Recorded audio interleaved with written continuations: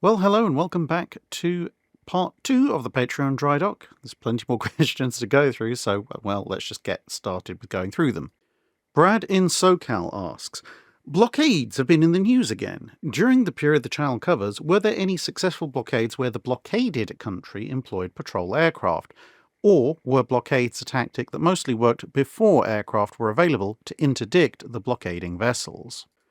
Yeah, well, World War I and World War II exist. World War I, technically patrol aircraft were employed by Imperial Germany, as were Zeppelins.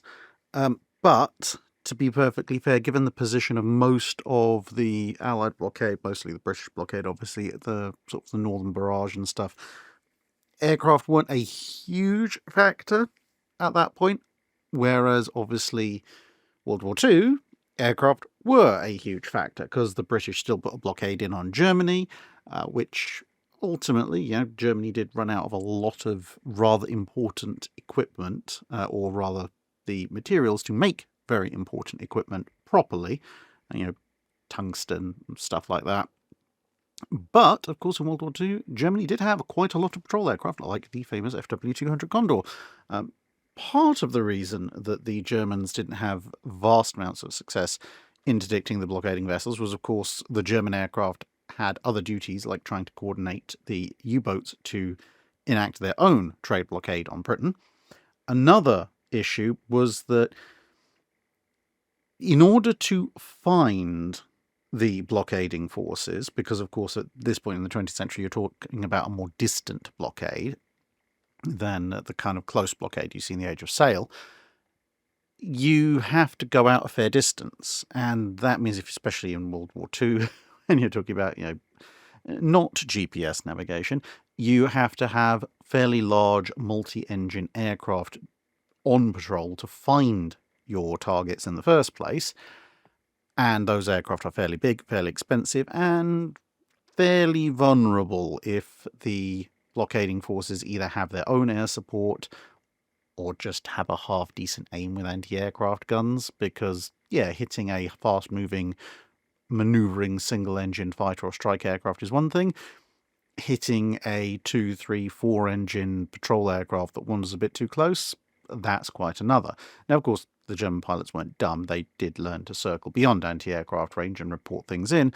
But even when you have found a blockading force and you've reported it in, then you also have to have a fairly large contingent of long-range bombers. And those bombers will have to have roughly similar performance to your patrol aircraft, because although they don't have to loiter for ages searching, because that's what the patrol aircraft is doing, they do have to carry a meaningful amount of weaponry, and they have to carry it a fair distance out. And of course, once they get there, they'll be subject to even more intensive defensive measures because, well, one, the targets will know something's coming, and two, at least up until the invention of standoff weaponry, the bombers have to get a lot closer to the target because they've got to, drop weapons on them, as opposed to the patrol aircraft, which can comfortably sit outside even the range of the heaviest anti-aircraft guns because all it's got to do is see them.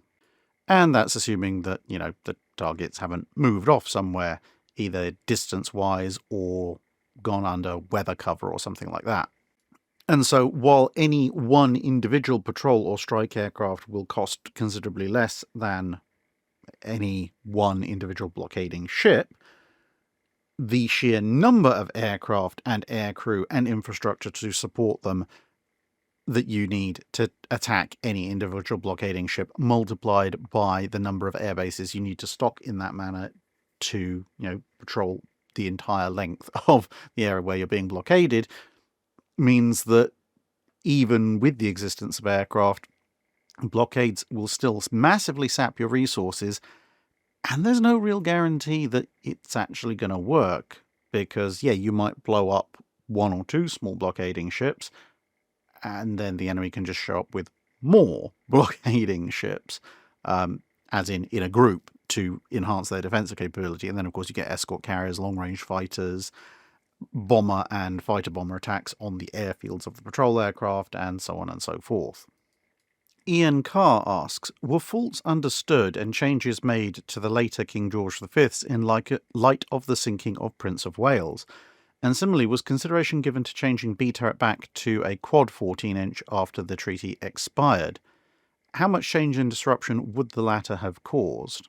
By the time it became clear that the Second London Naval Treaty was dead in the water, there was some discussion back and forth about alternate armament arrangements for the King George V, whether they should have the originally planned 12, 14-inch guns, whether they should shift up to 15 or even 16-inch weapons, aka kind of short-circuit the Lion development, and so forth. But none of these conversations were, I would say, particularly serious. They were more kind of theory crafting. Okay, why aren't we doing this? Rather than, oh, I think we should do this. What are the details? And that was mainly because of that 2-gun turret being there. I think if they'd kept with the 4 quads, or the 3 quads, 4 guns per turret, going all the way through from the original build, then seeing them switch out for 16s, kind of like the North Carolinas did, might have had a bit more of a serious discussion going on, except for the the problems with building the 16-inch guns that they had for the Lions. So that probably would have killed it anyway, but it might have gotten considerably further. The problem is there's no easy way to make a twin 14-inch turret into a twin 16-inch, or heaven forbid, a triple 16-inch, without things becoming really, really complicated and difficult. And when it comes to going back to the quad 14, again, because of that twin, you'd have to completely redesign the bow. The barbettes obviously got to be considerably larger. You've got to install double the magazine capacity for B turret. You've got to put in double the number of hoists. You've got to therefore either massively cut back on the superstructure, or you've got to shift a turret forward. All of that, plus the additional weight of going from a twin to a quad, is going to unbalance the ship, so you've got to completely rebalance the ship. So essentially, there's no way to take the final design drawings that have been issued for the King George V and go, okay, actually, guys, we're switching back to the quad 14. You'd have to have wound it all the way back to whatever state the drawings were in for the 3 quad version and advance those through the final detailed design process. And an awful lot of stuff that had been manufactured at that point would have had to been scrapped, including the twin 14-inch turrets themselves, because, of course, these are very long lead items. Now, as far as changes to Duke of York Anson and how, as a result of Prince of Wales' sinking, well, obviously, once the sinking took place, they had to do the whole inquiry and work out what exactly had gone on, which meant getting the survivors back to the UK, etc. And Duke of York is near enough done at that point, and Anson and Howe are not that far behind. So there's not really the scope to make major changes underwater, like changing the torpedo defense system and things like that. And indeed, they are already making changes to Duke of York, Anson and Howe, but most of those changes are to do with increasing levels of anti-aircraft protection and things like this. There were a few changes that were made both to, well, the later King George V and King George V herself and some other British warships, mostly capital ships, as a result of the findings from the sinking of Prince of Wales, but it was mostly in terms of increasing redundancy of damage control, more generators and pumps, etc., that wouldn't be knocked offline by the main boilers going down and things like this. Because, as I said, even the least advanced of the King George V was far too complete at the stage that Prince of Wales sank, let alone by the time they'd done their inquiries, to make major structural changes to the ship. And ultimately, don't start up a propeller shaft that potentially has been bent by a torpedo impact is not something that you can change by making changes to the design. Arkdenes, I think, asks, it is sometimes claimed that the sound of the bombardment before the Battle of the Somme could be heard as far away as London. My question is, how far would the sound of naval battles carry in the period the Channel covers? How far away could someone have heard the Battle of Trafalgar, for instance? How about the Battle of Jutland with its multiplicity of large caliber artillery? Well, the one I've usually heard for World War I land campaigns is those massive mines that they dug under the German trenches and set off, and those supposedly were heard in the UK when they were blown up. But when it comes to naval battles, I think it's a mixture of geography and atmosphere. Because if you're having a battle, let's say in a bay, then no matter how loud that battle gets, if the bay it has lots of high-sided cliffs that are basically going to contain, deflect, and reflect most of the sound back out to sea, then if the coast is high because obviously cliffs, and then maybe it slopes down, someone 10, 15 miles away will probably never know much of anything if there's any degree of ambient noise where they are. Conversely, if you have a battle far out to sea and there's no intervening geography and the atmospheric conditions are right, then the kind of rumble of battle, especially if you're looking at a major battle like Trafalgar or Jutland, where you've got lots of guns going off near constantly, that can carry a fairly long way. But the thing is, you can have the same battle with exactly the same guns, exactly the same explosions, being fought in exactly the same place on 2 different days, and how far that sound travels will vary hugely. If you've got really rough seas, or if the atmosphere is of such a condition that the sound basically can just travel straight up into the atmosphere without much in the way of reflection, then that sound really isn't going to carry very far at all. Whereas if you've got a relatively calm sea and you have quite distinct layers of density and perhaps also moisture at varying levels in the atmosphere, and particularly if some of those are relatively close to the ground, then you can essentially end up with an audio tunnel where the sound waves are in part bouncing off of the atmosphere and back down, and bouncing off of the sea and back up. And at that point, that battle could be heard dozens and dozens of miles away. It's not exactly the same, but you see very similar principles when it comes to propagation of sound underwater with thermocline layers and, of course, the state of the sea surface, and also when it comes to certain kinds of radio frequency transmission and the potential to bounce some of those off of various parts of the Earth's atmosphere. It's not exactly the same, but the general principle of certain atmospheric, or in the case of sonar, oceanic conditions, allowing for this kind of tunneling effect, thus allowing for the propagation of noise considerably further, also applies to generic sound in the general atmosphere. And that does, of course, also mean that a battle, depending on exactly what the atmospheric conditions are like, could be heard for dozens of miles in one direction and only a dozen or so in the other. 1903 Springroll asks, the Knight's Cross with gold, oak leaves, swords and diamonds was supposed to be awarded to the 12 most distinguished servicemen of the Reich. Assuming that the Kriegsmarine got 3 awards, who would you give them to?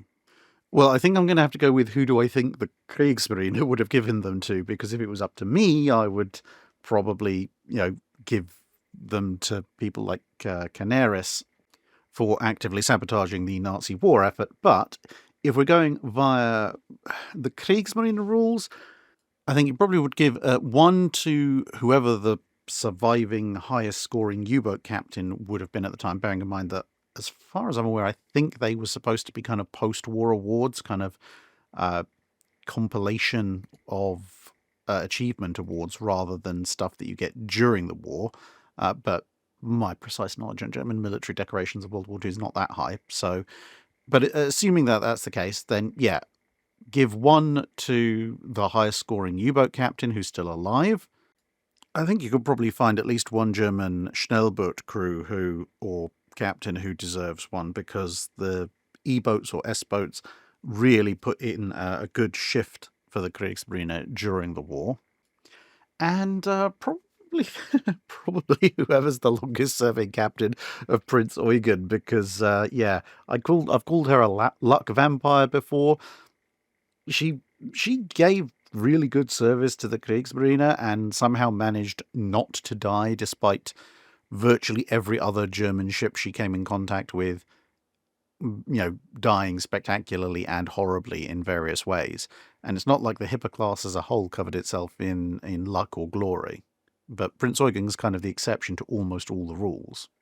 If the gods had meant us to be happy, they would have invented an alcoholic honey-based beverage. Oh Look Mead asks, if the Royal Navy had kept the demilitarised Iron Dukes around following the First London Naval Treaty as accommodation or other similar ships, and then following the Munich Agreement had remilitarised them, how useful would they have been in the following roles? Firstly, as convoy escort ships with A, B, X and Y turrets reinstalled using 14-inch guns, but Q turret removed for aircraft handling facilities and perhaps some more engine space. Or B, converted into supersized escort carriers for carrying anti-submarine planes into the mid-Atlantic to close that gap.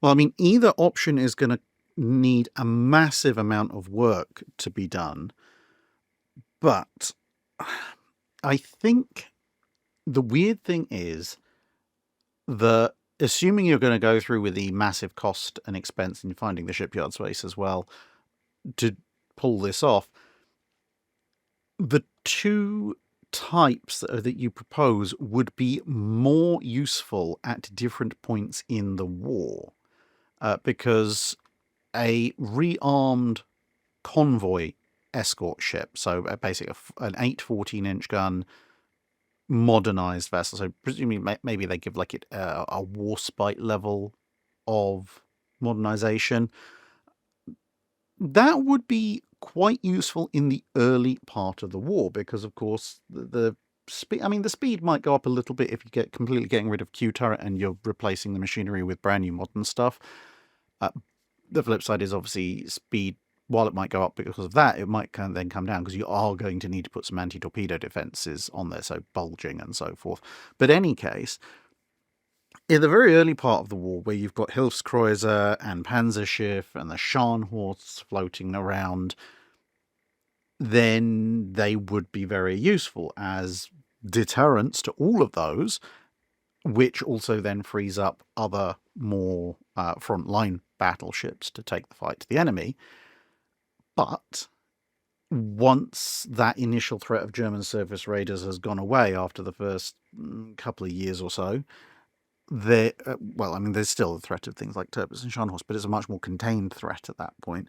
Once the main threat of German surface raiders, I should say, has gone away, they don't really have a huge amount of use in that context, and outside of maybe becoming dedicated shore bombardment ships, that they very quickly run out of things to do. Because being slow, you're not going to send them on Arctic convoy escort duty. For the same reason they can't really go to the Pacific. You could maybe make Cunningham somewhat happy by rocking up with them and just giving him a bulk of battleships, which, in that refit configuration, they can still go toe-to-toe with the Italian 12.6-inch refits. And if they'd been fully refitted, they might be a little bit faster than some of the Rs that he was given at various points. But they really would drop off in utility rather dramatically. Whereas if you instead turn them into carriers, which might be somewhat easier if they've been largely demilitarized at that point with turrets taken off and everything, then essentially you're building 4 slightly smaller versions of HMS Eagle. And if you really go to ham with the extreme overhangs that you get on HMS Ark Royal, you could even get, essentially, roughly speaking, an Eagle type carrier, although obviously with updated designs and facilities.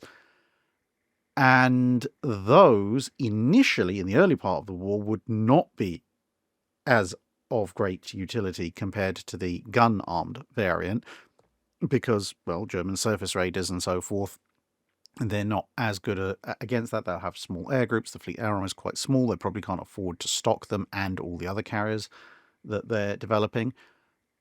But once that initial threat of surface raiders is over, and now the fleet air arm has a bunch of extra largish carriers, they're not full size, but they've still got okay-ish air groups for the North Atlantic and so forth.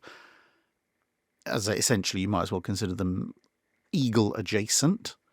Then, while they're not the fastest, they're not got the largest air groups, they exist, and then would start to become more and more useful. I mean, they're not going to have armoured flight decks, which makes putting them in the Mediterranean somewhat dicey, although Eagle obviously did not actually end up succumbing to air attack. So again, perhaps using them to strengthen the Mediterranean would be quite welcome, but using them specifically as giant escort carriers, I think initially you would see them used in kind of a frontline combat roles, even if not. But then as the fleet air arm, obviously having the flight decks has reason to expand, and the need for carriers in the Atlantic becomes greater and greater, and more of the more recent armoured carriers are coming online, then you may very well see them being deployed as kind of the core of proto-hunter killer groups. So something like first or second escort group may then be centered on one of these things, which can then sit out in the middle of the Atlantic, essentially as, well, a mobile floating airfield, closing off that bit to U-boats.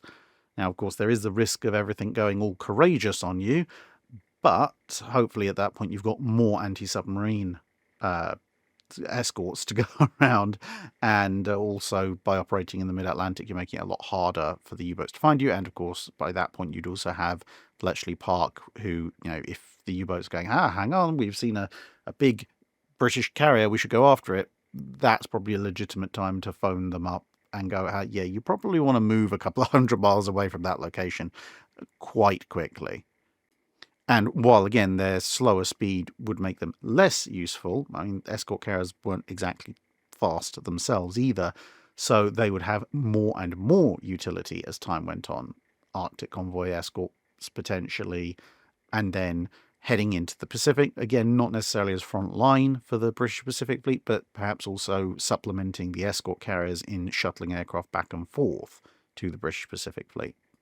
Hark asks, hello, if a navy seeks to engage in heavy commerce raiding using submarines, then under which circumstances would it be beneficial to build submarine classes dedicated to such operations? For example, the Regia Marina had submarines like this with the Cagney class, using smaller diameter torpedoes sufficient against merchants, which allowed them to have plenty of tubes and carry lots of reloads. I wonder about the various factors that could come into effect here. I could see a smaller navy deciding against such specialist submarines, as having a submarine force that is as flexible as possible would be preferable if you won't have too many of them. But I could also see a larger navy declining to build such submarines, as building general-purpose submarines could be cheaper than building various classes in parallel, and simply producing a lot of one type could compensate for any individual shortcomings. So when might a navy decide to go for submarines as specialised as the Cagney class? Well, I think it's going to depend quite a lot on the geographical circumstances that your navy finds itself in, because when you look at most of the World War II period navies, British, German, French, Japanese, and Italian, because they have potential enemies both nearby and potential operational areas far away, you see quite a range of submarine classes being built anyway. You know, small coastal submarines for coastal defence and nearby coastal attack, medium-range submarines, which usually tend to be the workhorses of the fleet, and some longer-range submarines for extended operations, and that's before you get into stuff like mine layers and so forth. And hyper-specialised stuff like midget subs, X-craft, and such like. It's only really when you get to someone like the Americans, who only really have potential enemies of any substantial size in naval terms really far away, that you see a kind of trend towards standardizing around a single type of sub, in their case the fleet sub, although even then they do still do periodic experiments with smaller short-range subs. Now, notice I didn't include many of the smaller navies because, like you said, smaller navies, generally speaking, are either very close in defensively and or they can only afford one or two classes of subs anyway, so they're not going to be hyper-specialising. But I think to have a very specialist type like the Cagney class, you have to, at least to my mind, make a certain series of assumptions in your planning. Firstly, that your opponent is going to have a large number of merchant ships which need to be attacked. Now, obviously, not all circumstances will actually have that. Secondly, those ships are not going to be particularly well escorted, or you don't think the efficacy of anti-submarine warfare by escorting ships is particularly high. And the reason I say that is because if you are going to do something like the Cagney class, you really want to go big or go home. So they're going to be fairly substantial subs, and that in turn means they're probably going to be relatively slow diving. They're not going to be the world's most agile subs, and they're going to be easy to spot from the air, because that is the trade-off. Because if you're taking, let's say in this case, 18-inch instead of 21-inch torpedoes, yes, on a normal sub, that might eke out 3-4 more torpedoes.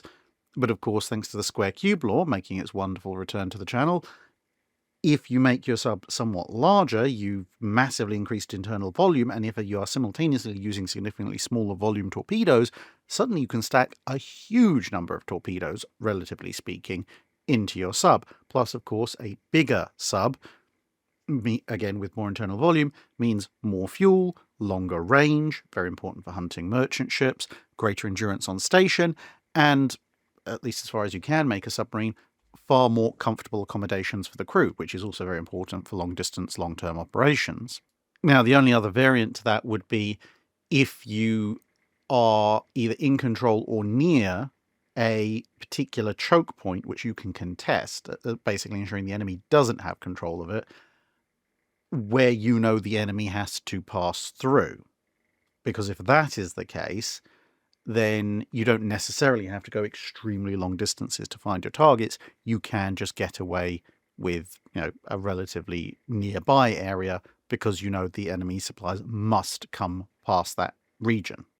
But even then, I think you'd still want the larger submarine, partly for munitions load reasons, but also because even if you're not going all that far, having a huge amount of endurance means you can get into position, you can settle in, you can choose the most optimal strike angles, and you can wait.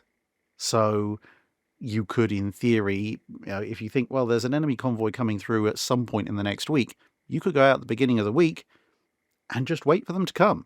And there's not a huge amount they can do about that other than actively sanitize the area, which is why I said you have to be able to at least contest the area.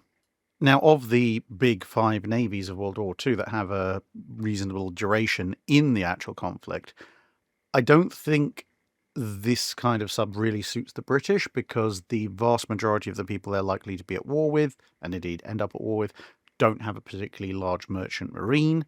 And the one lot of people who do, Japan, if Britain ends up at war with Japan, they're going to need subs that can down warships as well, because that's how Japan's going to exert its power. The Italians, with the best will in the world, I don't think needed the Cagney class. They were a good idea in principle, but honestly, the Mediterranean is far too confined waters for that, especially when you're going up against the British, who are quite good at anti-submarine warfare. And yeah, you can send them out to the Atlantic, but as the Regia Mariner found out, there's a whole load of operational hazards involved with just getting there in the first place. So there's some utility if you're going for the Atlantic, but really most of the Regia Mariners focuses on the Mediterranean, so not really worth it. The Germans might seem like they have the best utility for this kind of thing. Unfortunately, however, again, they're going up against the British, who are very good at anti-submarine warfare, at which point you do want a somewhat swifter, smaller, more agile sub, because the escort's going to be very angry with you. And that leaves the Japanese and the Americans, and I think these two are probably the 2 navies that could make use of such a submarine the most. The Japanese slightly less so, but the Japanese were in the habit of building very large, very long-range submarines, so I think they could plausibly have built a very large, very long-range commerce rating sub if their mentality at the time had allowed for it, in the view of sending them over to somewhere like the West Coast and just camping the West Coast, because at that point, yeah, warships will be sent after them, but the West Coast is so large, and, well, the Eastern Pacific is so large, they can just go elsewhere. The Americans, however, are probably actually the one nation who could have benefited from this kind of submarine the most because, well, they're going over an extremely long distance. They're going up against a nation that has a reasonably sized merchant marine and needs that merchant marine for its very survival, and for the most part isn't particularly brilliant at anti-submarine warfare.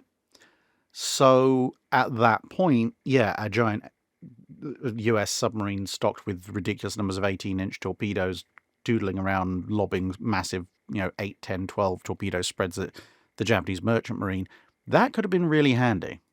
John McCarthy asks, what are the most important sources of error when aiming big guns, and how do they differ between optical and radar-based fire control systems?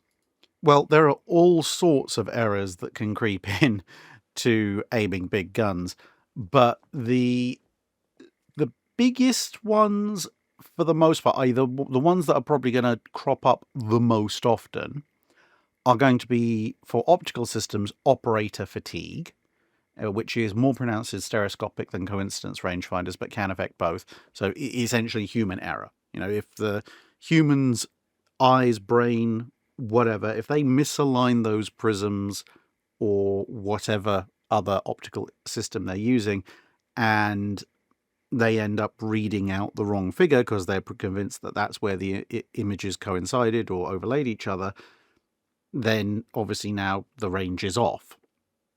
And similarly, when you're estimating bearing and speed, in fact, I would say probably speed estimation is the single largest source of error when it comes to human computation, because you can train and pick specialist rangefinder operators who are less likely to make a ranging error, but working out what exactly is the enemy ship's bearing and speed, that is a very subjective thing. And that's why you will very often end up with initial salvos either, going too far ahead or too far behind. And then as they correct, you end up with longs and shorts, which is basically they're on target as far as the rate of advance of the ship is. It's just they've estimated the range slightly off. The other big source is going to be calibration, because these are very delicate instruments doing basic but very fine-scale calculations. And, well, they're in a fairly hostile environment, so small errors can creep in over time, which is one of the reasons why a lot of nations would introduce multiple optical rangefinders and then do something like average out between them, or use readings from multiple rangefinders to identify which ones were giving wild readings and might be a bit out of alignment.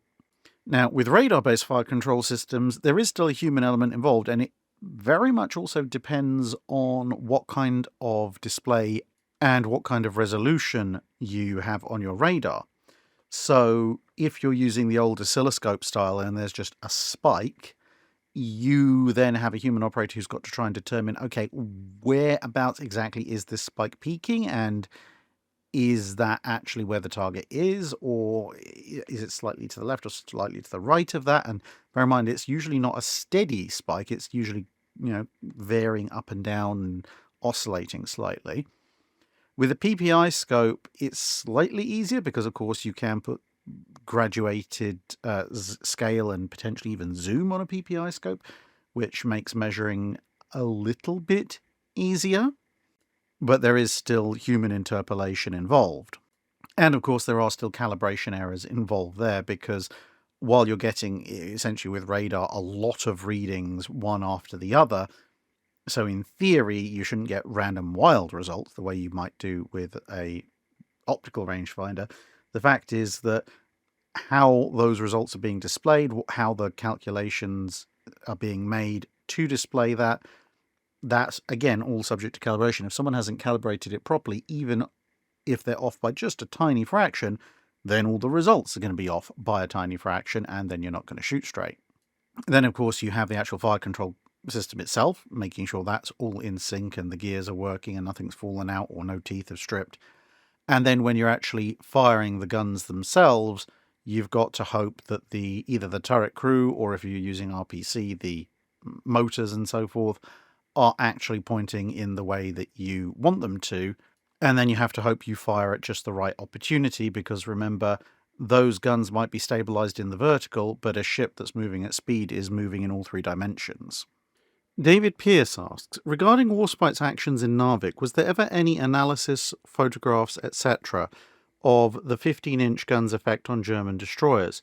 I've watched your videos on it, obviously, and there was a big boom and the small ship was sunk, but I'm curious about the types of shells used and their physical effects.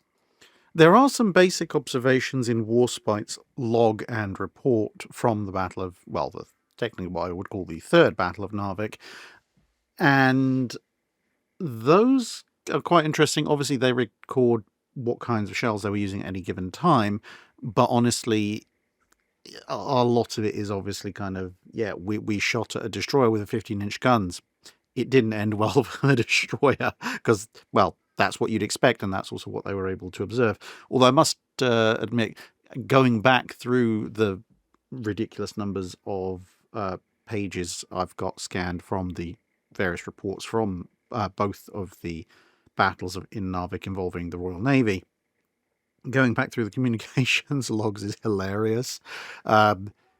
Once you understand the kind of people who were involved, you can read between the lines an awful lot. There's obviously a lot of very short, not terse, but short and concise information being exchanged between all the various ships. And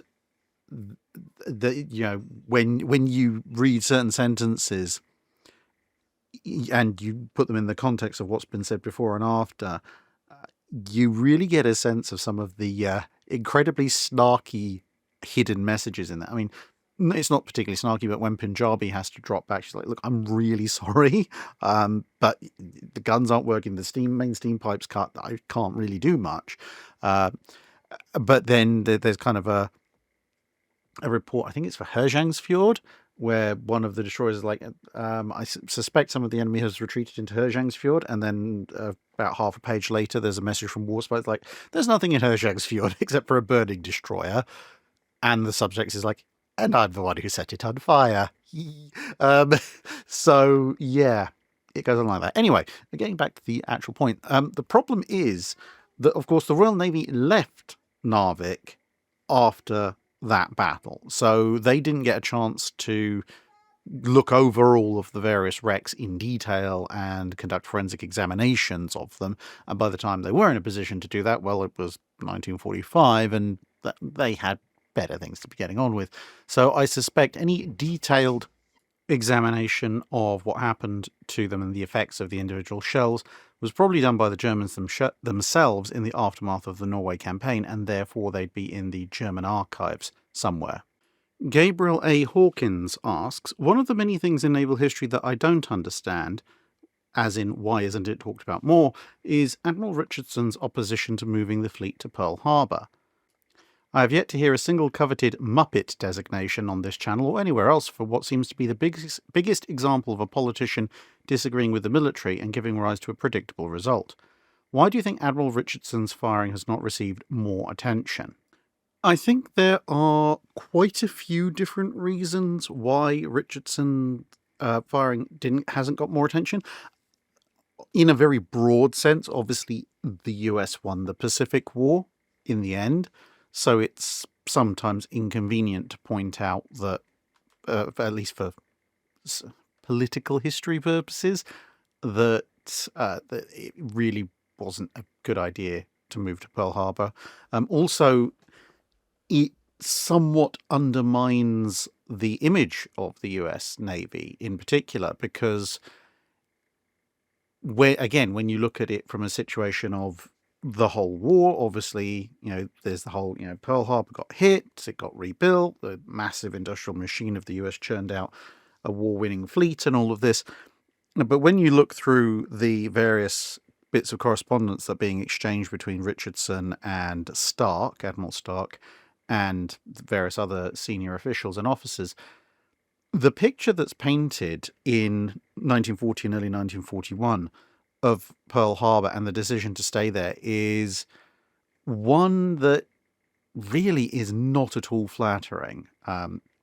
Richardson enumerates numerous things they don't have. They don't have enough paint to keep the ships from rusting away.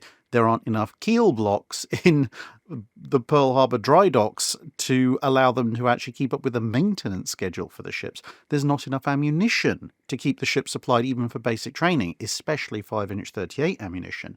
There's not enough fuel, and there's not enough fuel being supplied. He points out, I believe that they're going to be using about 200,000 barrels of oil a month, and they're only getting 100,000 barrels of oil at that point, fresh. So they're going to run down the stocks pretty quickly.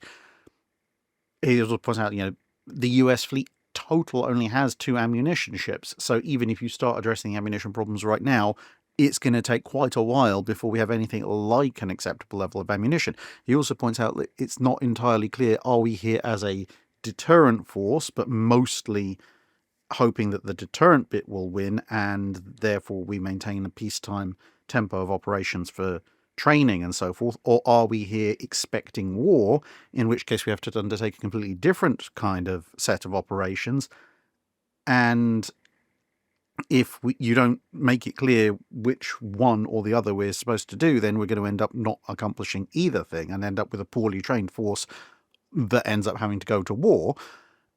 And no one can give him a clear answer. And there's the whole thing of, the movement wasn't planned particularly. There's the fleet problem.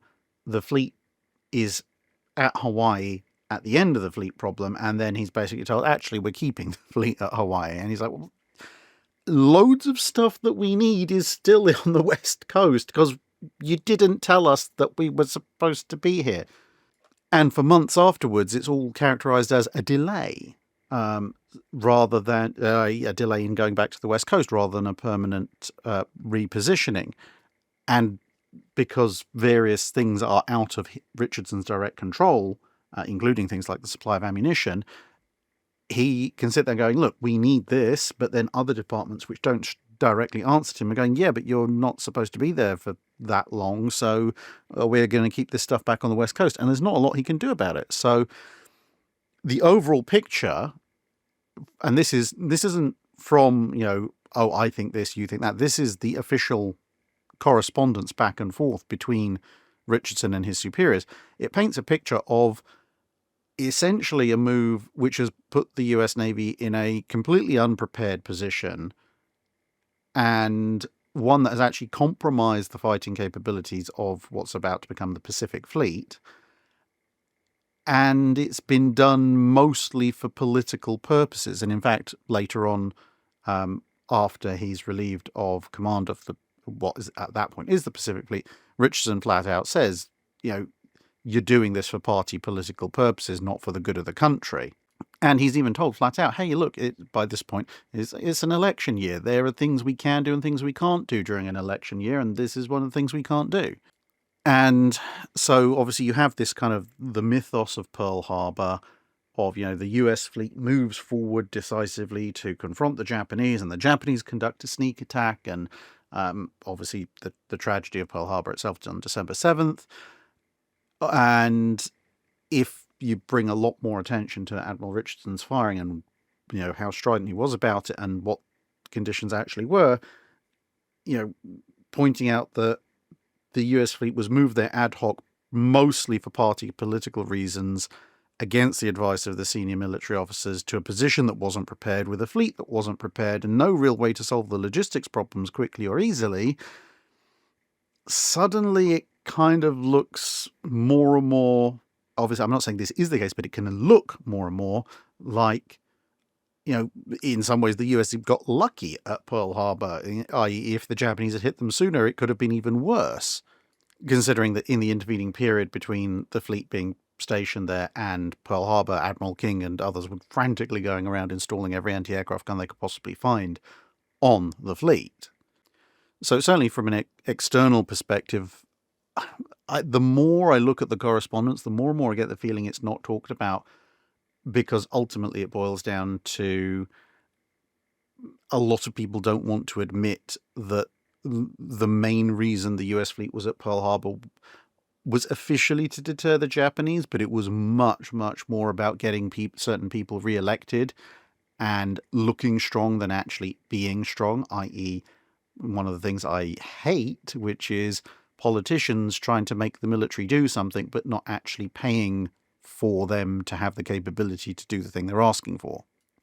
Andre de Coult says, much has been said about British World War I shell failures and the Italian World War II varying accuracy. Could you tell us how and why World War II German shells had so many duds, and why did the Japanese Sanshiki Type 3 shell cause so much more barrel wear than armor-piercing and high-explosive shells? Well, several theories have been advanced for the Sanshiki Type 3 shells apparently causing more barrel wear than AP or HE shells. And initially that might seem surprising because they weigh the same as HE shells. So it's nothing to do with increased drag or being expelled too quickly at too high velocity, because in theory they should come out at exactly the same velocity as a regular HE shell. So the most commonly advanced theories that I've seen have either been that, for whatever reason, the driving bands on the Type 3 shells were not particularly well manufactured, and that could cause additional wear. And, of course, you've got to remember that the Type 3 shell was in use on multiple different Japanese ships, not just the Yamatos.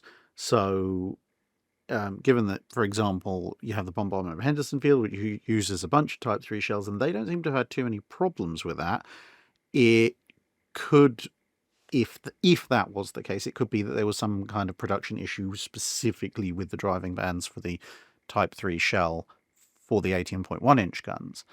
But I haven't seen anything definitive that actually says that was the case, but just a lot of, people saying that that was the case in post-war interviews and accounts and things like that.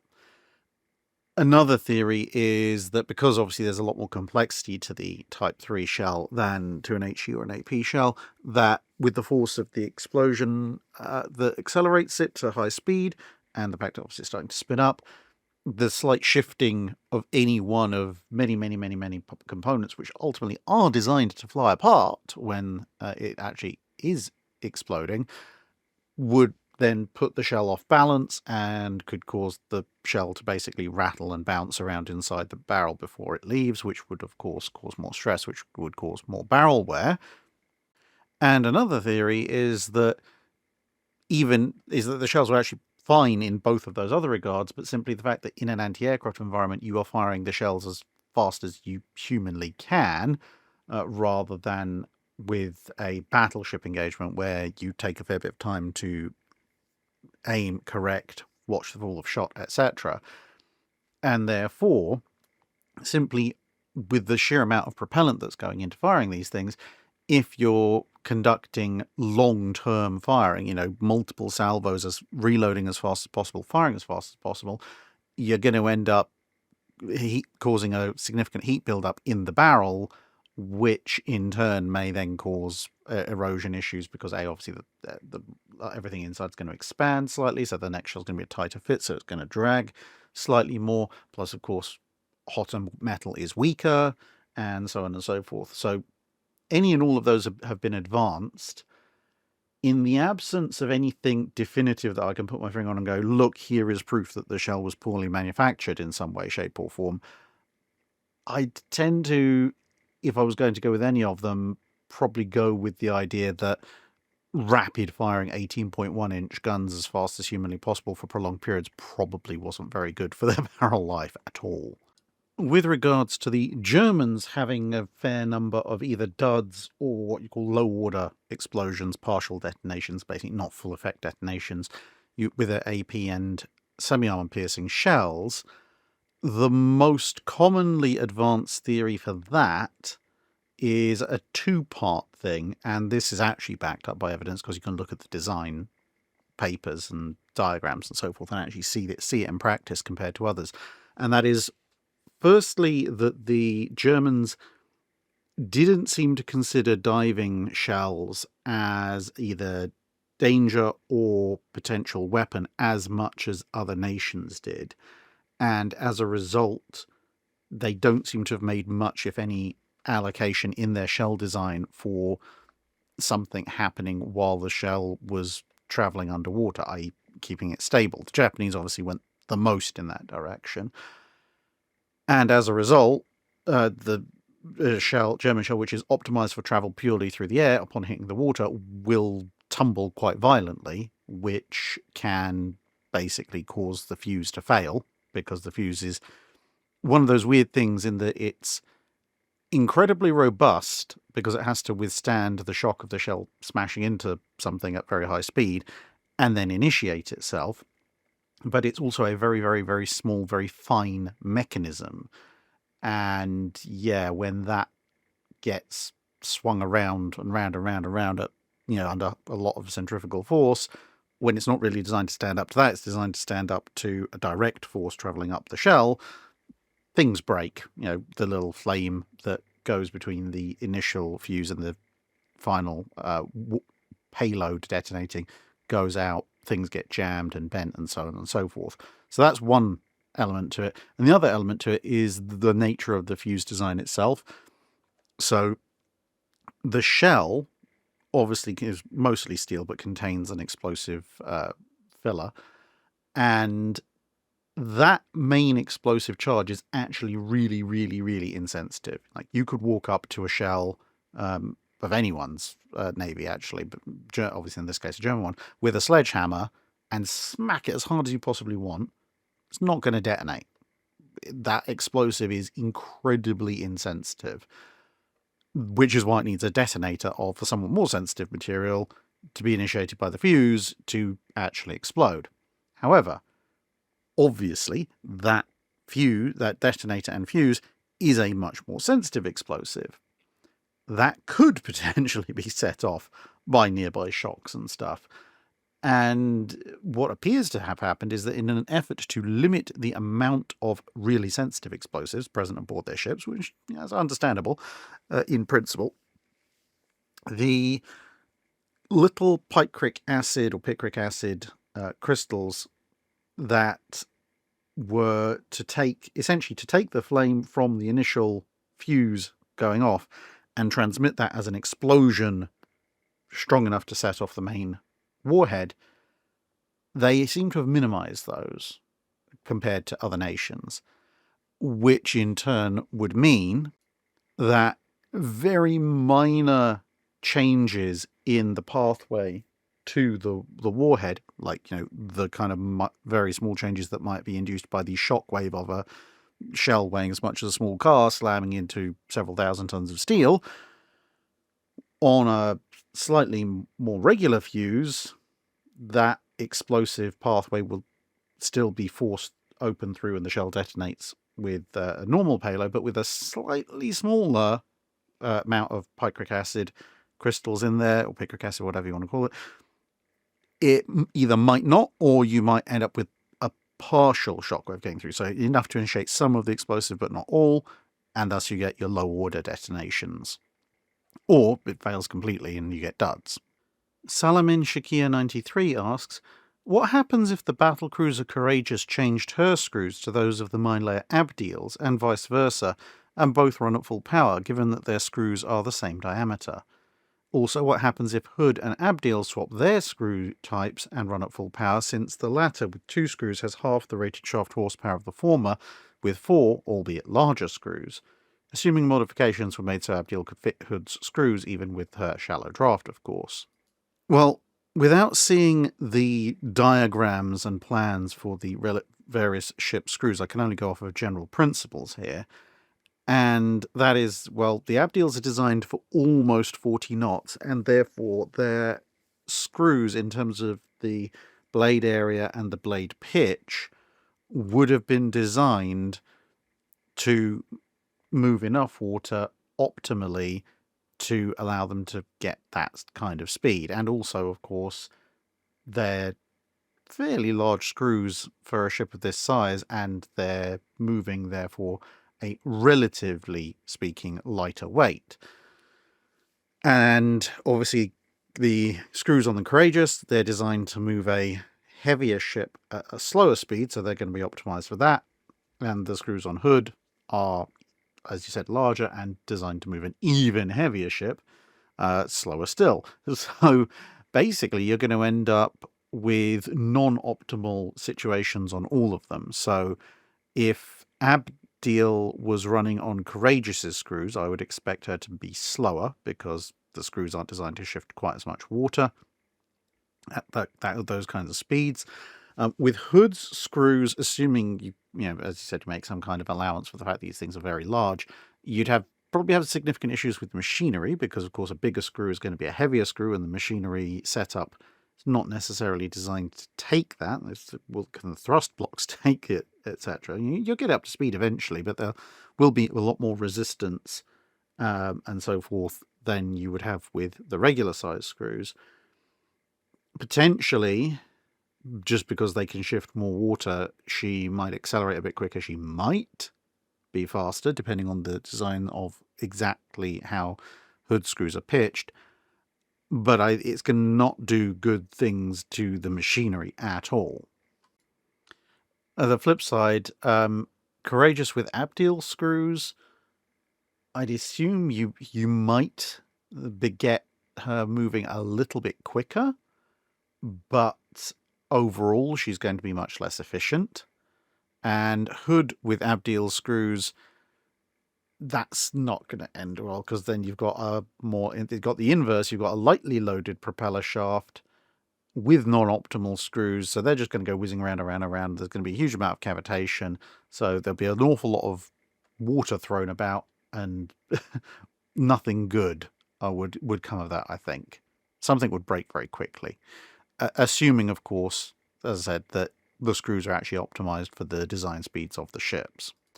Tradesman's Entrance asks, we know how the Littorio class performed in the Mediterranean, but how do you think they'd have fared in the more extreme weather conditions found in the North Atlantic or the Pacific? I think in either of those environments, their single biggest problem actually would have been range, because of course they're designed to operate in the Mediterranean. They don't have a particularly long range for modern battleships in World War II, and so having to pop over to refuel or bring a tanker up to refuel them on a much more regular basis would probably be the single most irritating thing about operating them. Of course, there are ways to increase your fuel stowage, but they come at the expense of other things. But in terms of their other characteristics as ships, the two biggest issues they would have faced is, one, they tended to be quite wet in naval terminology, i.e. they buried their bows in the sea at the slightest possible opportunity. And this is essentially because their bow design, in the interest of speed, was very slim and relatively lightweight. And so for the Mediterranean, it was passable, because even in the normally calm waters of the Mediterranean, they had a tendency of being quite wet up forward. But in terms of the broader scope, especially somewhere like the Atlantic, where the seas are quite often quite rough, the Littorio's bows essentially combine some of the worst features of a number of different battleships. So you might see from this profile that, yes, she has a raked bow, i.e. it's not a vertical stem, which is, that's one improvement over some ships I could mention from the 1930s. But it's not particularly heavily flared, it's not particularly heavily raked. So in that respect, it's somewhat like the Scharnhorsts. You'll notice, that's before the Atlantic bow upgrade, you'll notice that the height of the bow compared to the height of the rest of the ship, its freeboard, isn't that much greater than, say, amidships. So somewhat akin to the King George V, there's not a huge height on the bow to keep it above water if there's really rough seas. And then finally, because it's very, very fine, a bit like the Iowas, the relatively extensive part of the forward part of the bow is going to be very negatively buoyant and is going to plunge. And, the Iowas are known to be quite wet in rough weather. And if you've ever been on an Iowa, they have quite an extreme shear forward. This is going to have the same kind of plunging issues, but without the shear, so it's going to be even worse. So, yeah, that would be a major issue. Obviously, it's done in the interest of speed and in the interest of mostly operating in calmer waters, but if I was going to revise the Littorio design in any way, I think the bow shape would probably be my first port of call. Put on a higher shear, more raked, more flared bow, and try and solve a lot of the problems that way.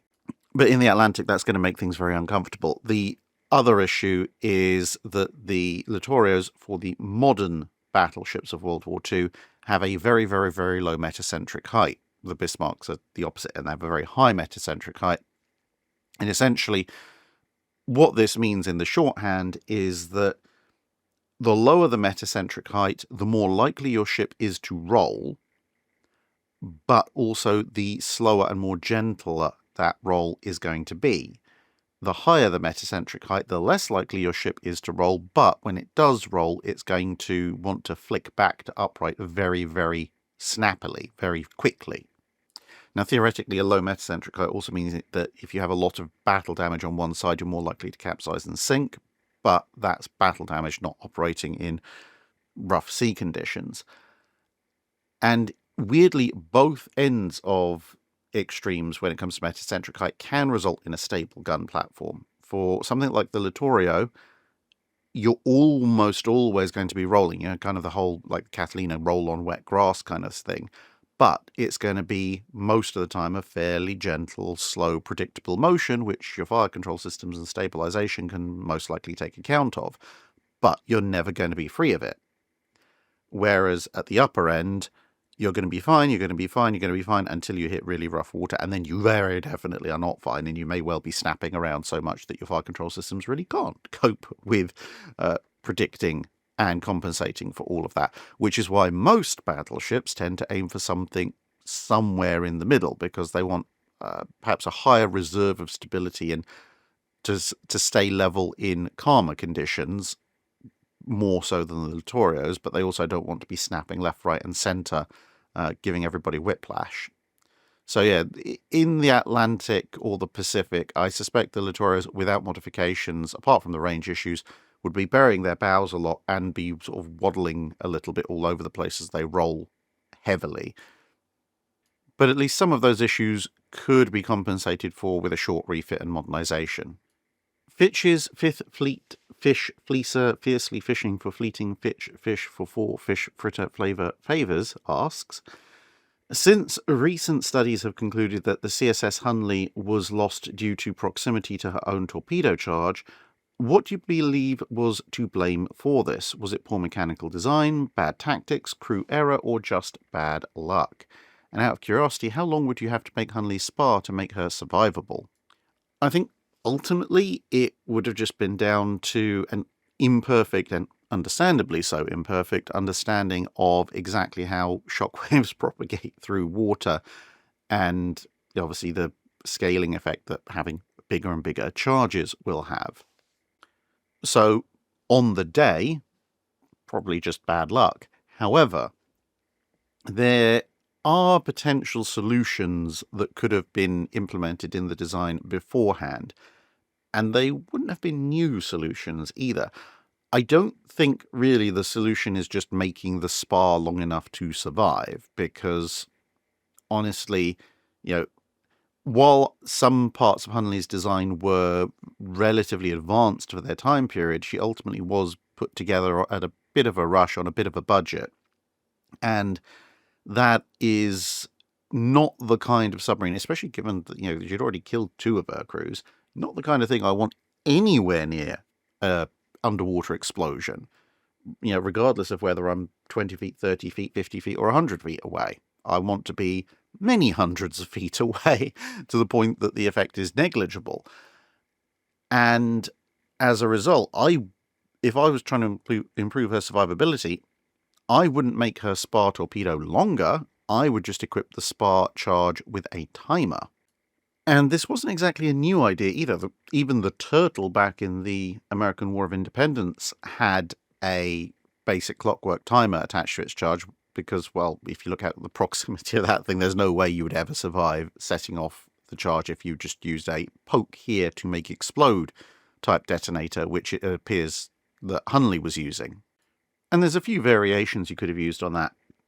Either a time, literally just a timer that's perhaps initiated either by impact or initiated by the crew as they pull away, or if you wanted to be, really, really basic, then just have the detonator attached to a line, or if you want to be slightly more advanced for the time period, perhaps a spool of wire, which is then connected to the sub, and then you draw back, and as you draw further and further back, obviously eventually that line goes taut and initiates the detonator, and then the charge goes off once you've had a chance to back away.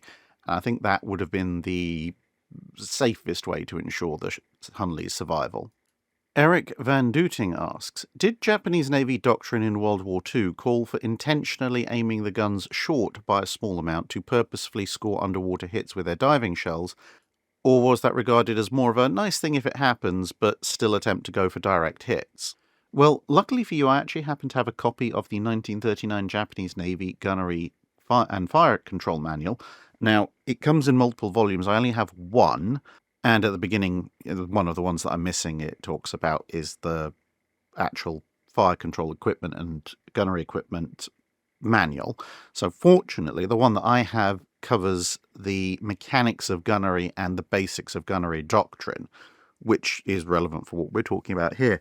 Now, according to it, the ideal aim point, all other things considered, is directly amidships, somewhat above the waterline. So that is a relatively conventional aim point for most navies. However, it does also immediately go on to specify that if the fire control directing officer decides that the aim point might shift, and it mentions shifting to the bow and the stern, which could be a minor correction because you think the shells are either falling ahead or behind the target, so that your speed estimation is off. Or if you think your gunnery is on target, you might be aiming to very quickly slow the ship down through flooding to the bow or disable its maneuvering by destroying the steering gear or something like that. But it also mentions, as essentially one of the three possible changes to the aim point, aiming directly at the waterline. Now, of course, as you know, when you fire a bunch of shells, it's not they are going to go exactly where you aim them. They're going to go, roughly speaking, in a circle or ovoid shape in and around that area. So if you're aiming directly at the waterline, theoretically, at least half of your shells will land short of that point, which indicates that the Japanese are thinking, as a start, as our baseline, that you're going to be shooting fairly conventionally, but one of the immediate changes that you might make, and which obviously these young gunnery officers are being told, well, the officer in charge might very well ask you to do, so be prepared for this, is to aim directly at the waterline, which indicates that they're not aiming for all of their shells to fall short, to score underwater hits, but they are aiming for a decent proportion of their shells to do so, and factoring that into their gunnery doctrine, because of course if you didn't have shells that you thought would dive through the water and cause some substantial underwater damage, you wouldn't want to immediately be consigning half of them to hit the sea.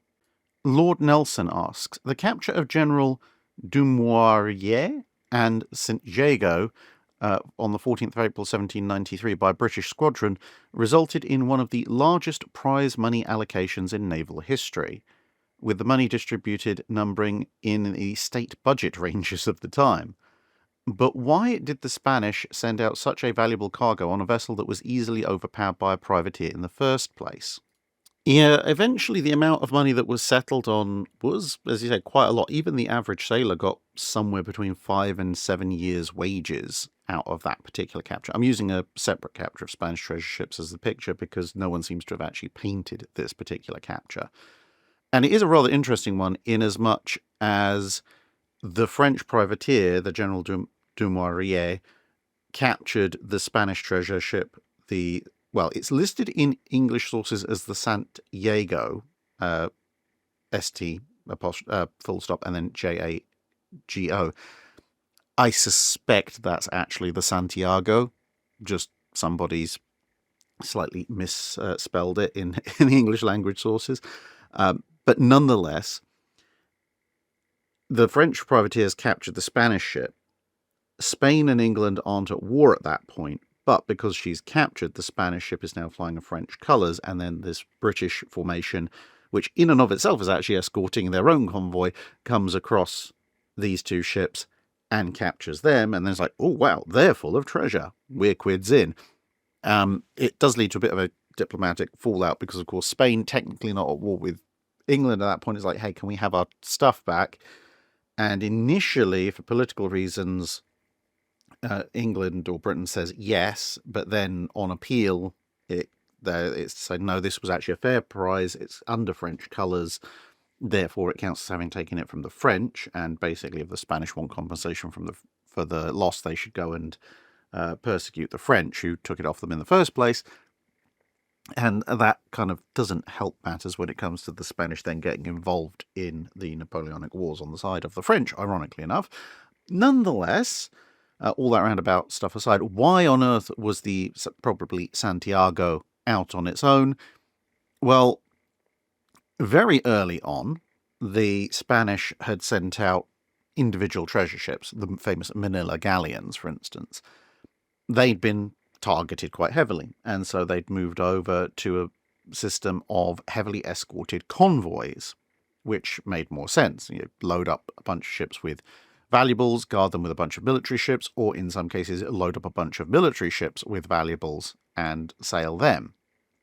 However, there was one critical flaw in this system which was becoming more and more evident as the 18th century wore on, and that was that you can't hide the movement of that many ships. It takes a long time to load them, they're very obvious, and because of their value, everybody's keeping an eye out for them, which then means that when they sail, people are going to know about it, and you get descended on by practically everybody.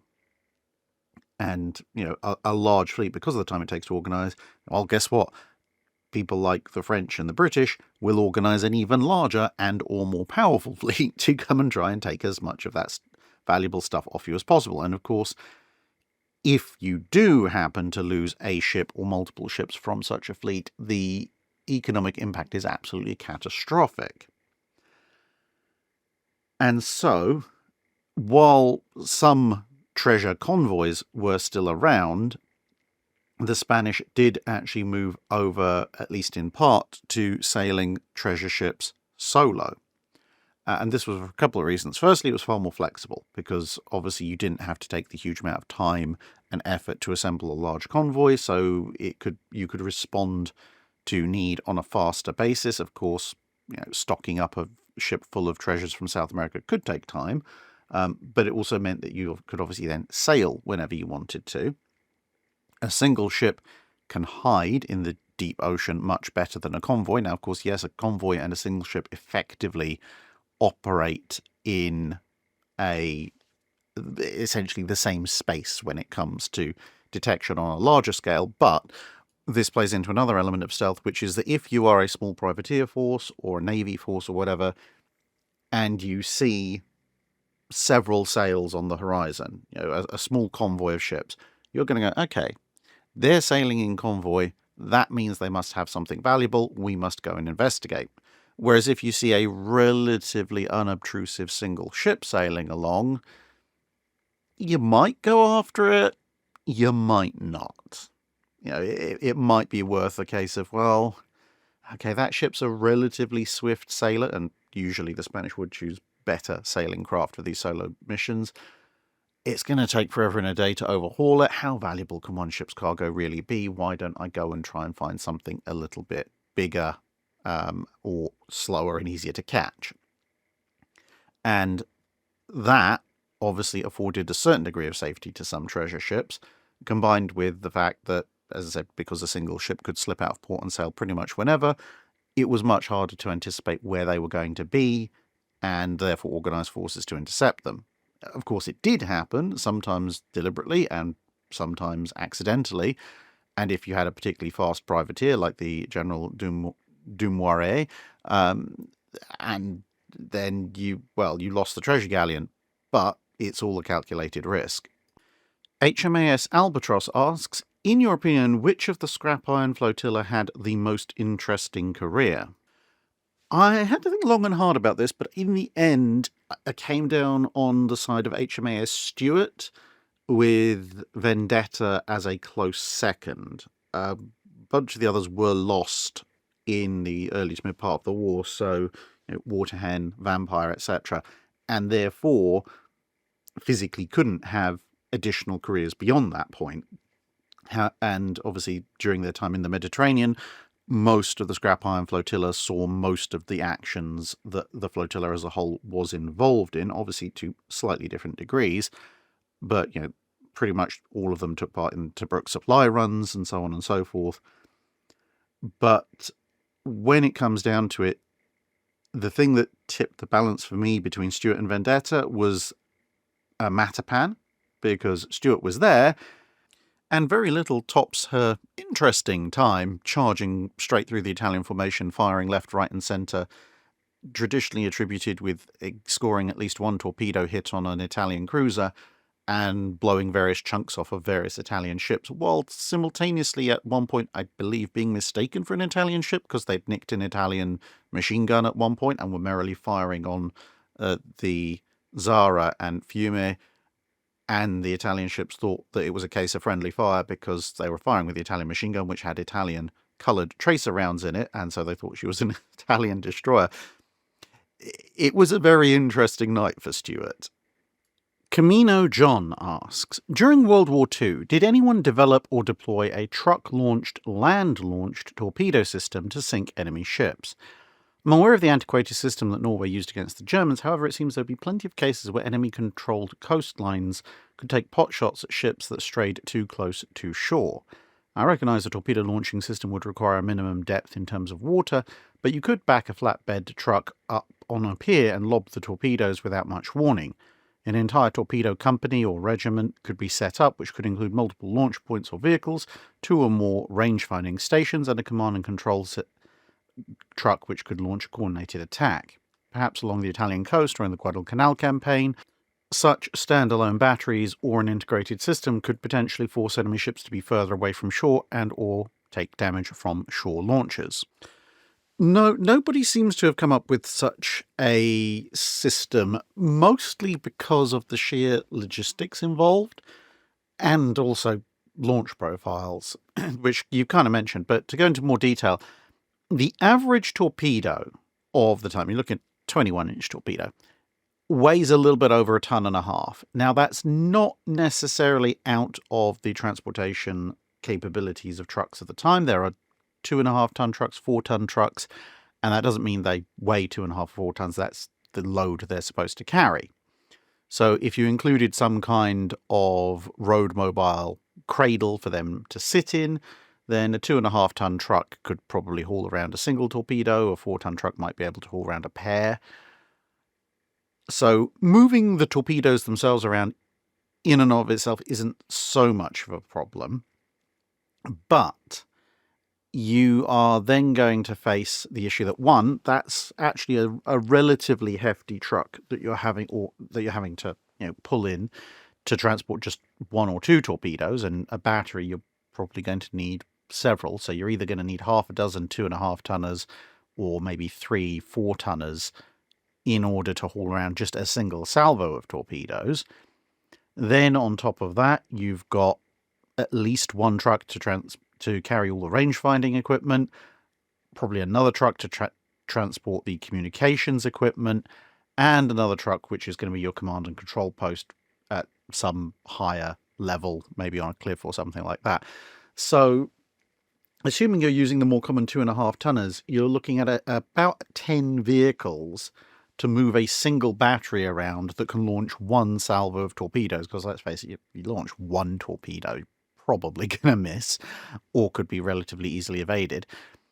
A 10-truck convoy plus trailers for the torpedoes, because remember, the torpedoes themselves are usually as long or longer than the trucks, so you're not going to fit them on the back on a flatbed. That's a fairly hefty commitment of equipment and manpower.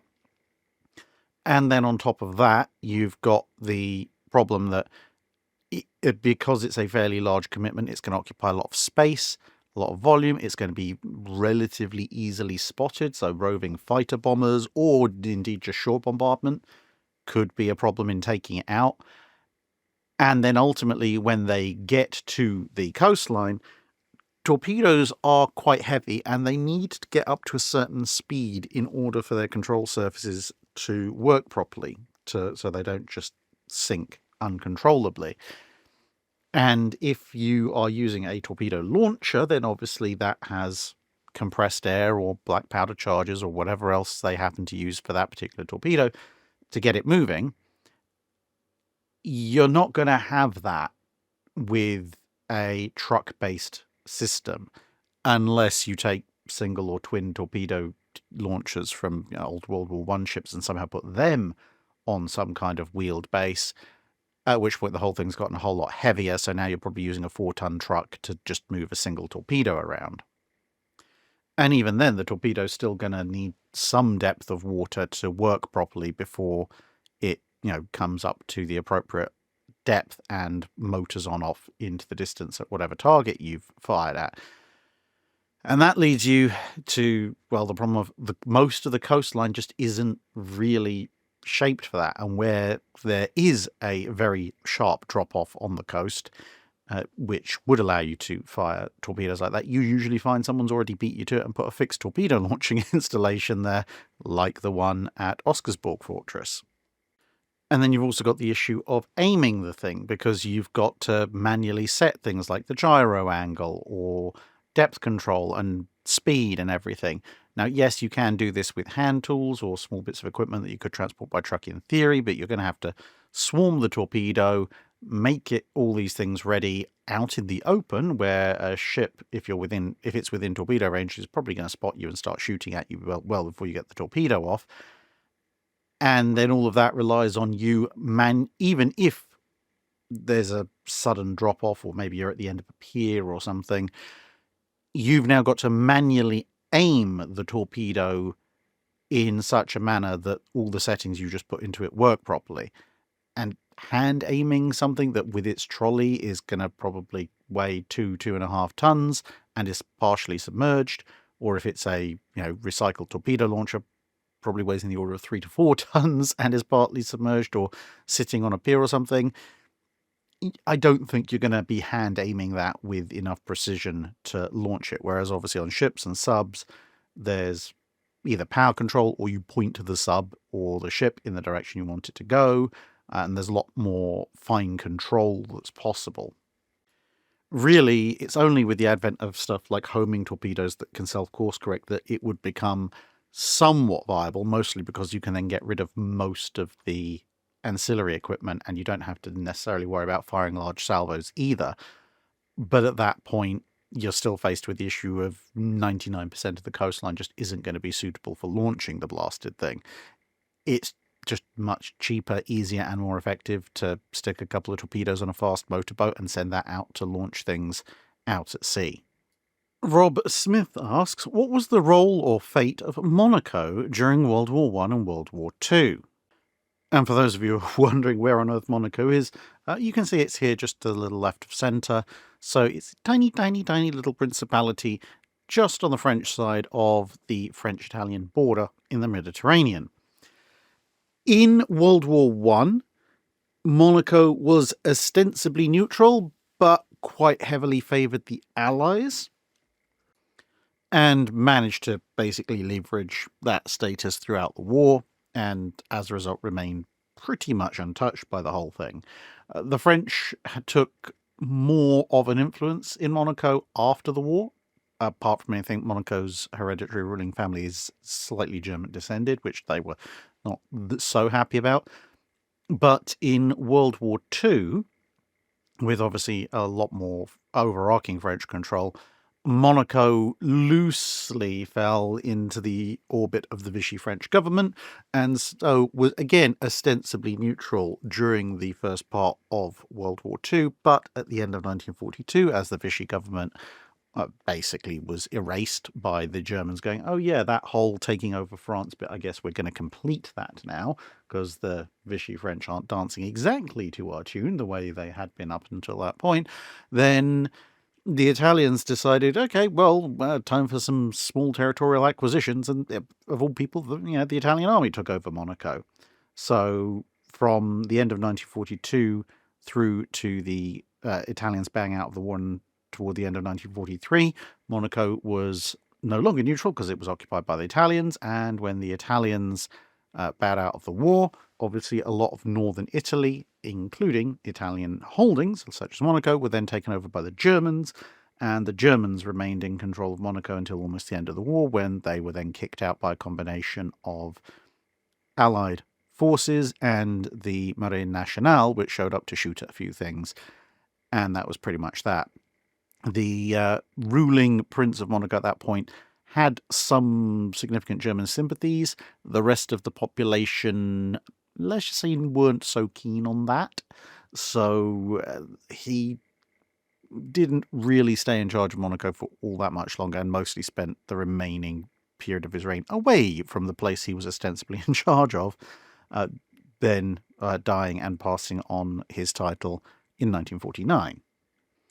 Ferrata Victrix asks, my father, who is an ex-submariner, told me a joke that was apparently popular among the crews he served with. Submarines are probably safer than aircraft because there are more planes in the sea than there are submarines in the sky. They found it especially funny when they told this to RAF personnel.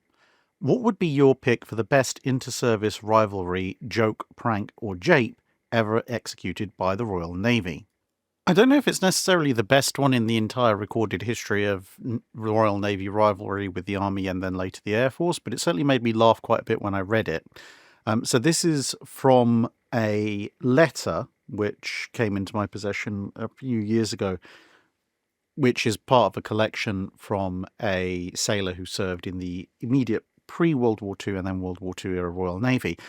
And from its position within his diary and other documents, I think this happened just before World War II, possibly during the time of the neutrality patrols for the Spanish Civil War. But in any case, this is at Gibraltar, hence the picture. And what happened is he was on board a battleship and it came in, moored up on the mole, all normal, shore leave, etc., etc. And then when they planned to head out, the ship's being manoeuvred away and out into the sort of the middle of the harbour so that it can get underway and head out. And as the ship's bow is coming around and essentially pointing at land, somebody on the bridge clearly noticed a small collection of either the garrison or, according to him, he says, some army lot. So possibly some troops in transit or whatever. But it's a nice, calm Saturday morning, and they're all lined up for a parade, and everybody's facing it towards the rock. Officers are reviewing them, etc., etc. The relatively calm work of manoeuvring the battleship around is underway. And then just as the bow is pointing straight at these poor, unfortunate soldiers, at about what he describes as about 2 ships' lengths, someone on the bridge just lets off the horn as hard and as loud as humanly possible, at which point everybody, that army unit who's facing away, not even aware that this thing was underway, suddenly jumps out their skin at the extremely loud noise that's being projected at them, which apparently caused great merriment and amusement across the crew of the ship. And presumably an awful lot of shouting and red faces ashore, but they couldn't really do much because their audio antagonist was just in the process of leaving the harbour anyway. So I thought that was quite funny. It's just a classic jump scare, only pulled off with a 35,000-ton battleship. Coneled asks, What or who do you think are the 5 most worthy naval history individuals to not have a capital ship named after them? I thought initially this question was going to be quite difficult until you mentioned capital ships, and I thought, well, there have been a number of very worthy individuals who have had ships named after them, but they haven't been capital ships. So as you might guess from the picture, I think Admiral Spruance certainly should have gotten a capital ship named after him. Now, yes, of course, there's the Spruance class of destroyers, but given that you have the Nimitz class carriers, personally, I think the follow-on should have been the Spruance class carriers. That's just me. Admiral Jellicoe should definitely have had a ship named after him, as should Admiral Cunningham. Captain Infernet of the Marine Nationale, I think, certainly should have had a capital ship named after him, because although obviously he was on the losing side of Trafalgar, as I've pointed out many times, he fought absolutely heroically. And it also, from the French, also means kind of like Inferno, which doubles up as a really good name for a capital ship. There was a cruiser named after him, but really he deserved a battleship, I think. Now, I'd be tempted to name Admiral Togo, but the thing is the Japanese Navy doesn't do naming ships after people. So instead I'm going to fall back to one of my old standbys. Admiral Cochrane, Thomas Cochrane, should have gotten a capital ship named after him. The best he's managed was an armoured cruiser at the beginning of the 20th century so far. Randy Topeka asks, modern diesel engines use pressurised lube oil systems to feed lubrication bearings, but it seems like this wasn't the case at all on the majority of reciprocating steam engines. Given the bottom end of the engine seems largely similar between the two, and we see some engines comparable in power to today's, how were these engines able to survive without a constant flow of pressurised oil like in today's engines? Well, I'm so glad that you asked, because having done the John W. Brown steam course, I can tell you all about how these engines work. Now, forced lubrication did become a thing in reciprocating engines towards the end of their use, but really kind of mostly after their use had passed in capital ships, with the exception of in the US Navy. But for the majority of compound triple expansion and even quadruple expansion engines, the lubrication system worked in one of two ways. Either you stuck an oil can into moving machinery and lubricated it, and yes, I've done that, and yes, it is mildly terrifying, because if you get it wrong, then, well, at best, if you get it wrong, you're going to end up with a crushed oil can and oil dipper, which is going to make people very angry, and at worst, it's going to be your limbs, which are going to end up chewed up by the machinery. And the other option, which is in use in some parts of the engine system, is this thing. This is a little brass rectangular box, and when you look carefully around these machines, you'll see lots of these scattered around all over the place. And when you lift it up like this, you can see what looks like a whole bunch of worms swimming in oil. But they are not, in fact, worms, and nor are they an advanced form of life. They are, in fact, a form of worsted wool, which has then been threaded through, as you can see, with some wire. And what you do is as you can see, it's all dipped in the oil, and then you would pick one of these up, feed it through one of these little pipes, and then dip the head end back into the oil, and then via capillary action, that oil will soak up through and then down and drip at a given rate. And you can control how much oil and how often is dripped by varying the amount of the wool string that you are feeding down into the pipework. And then that drips down and drips onto the various parts of the machinery that need lubrication. So this one, along with several others, is found at the very top of the vertical triple expansion engine block on the John W. Brown. But you can see here down near the bottom of the same engine, just there on the kind of the bottom, just to the right of center, you can see another of those little boxes and a couple of smaller similar units mounted on some of the connecting rods there. So it's essentially working by a combination of manual input and very cleverly managed gravity feed, which is one of the reasons why when these things are going full pelt, it's advisable to have some form of waterproof with you, because there'll be condensation and oil dripping down around you all over the place. 31 Knot Burke, Chief of Naval Operations, asks, during the Battle of Midway, the destroyer Arashi sent out an intelligence report accurately identifying the composition of the American task force after the destruction of Akagi, Kaga, and Soryu.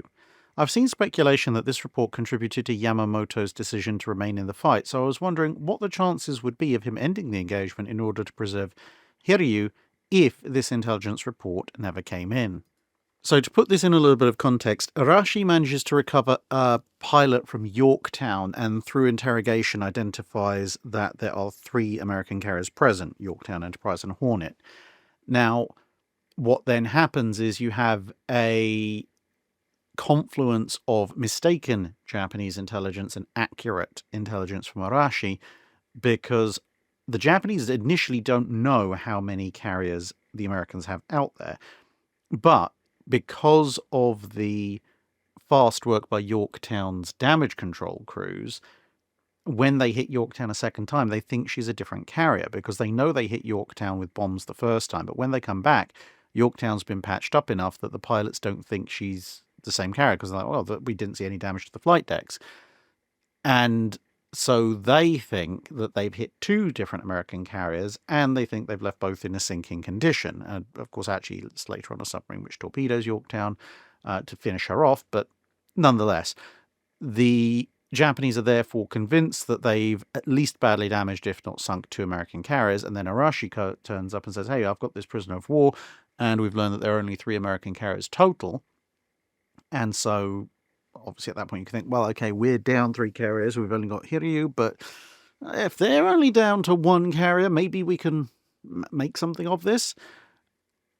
Whereas without that report, one of, I believe it was Chikuma's float planes, had radioed back and said, well, we've spotted this burning carrier, which the Japanese again think is the second one they've hit. In fact, it's still just Yorktown.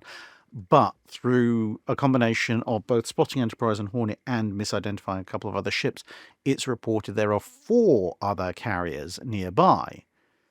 So without Arashi's report, the Japanese may have looked at things and gone, hang on, we've sunk 2. There's another 4 out there somehow. So that's 6 carriers in total. And if they've got 4 left and we've only got 1, maybe it would be time to drop back.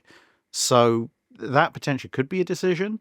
However, you've also got to bear in mind that when you're talking about carrier warfare, all these things are somewhat relative, because while Arashi may make that report and Yamamoto, or not make the report, and Yamamoto may or may not make a decision based on what he has to hand in terms of information, airstrikes take several hours to actually reach their targets. So almost regardless of what Yamamoto may or may not decide to do, chances are Hiryu is probably doomed anyway, because there's a pretty good chance that the airstrike is already on its way.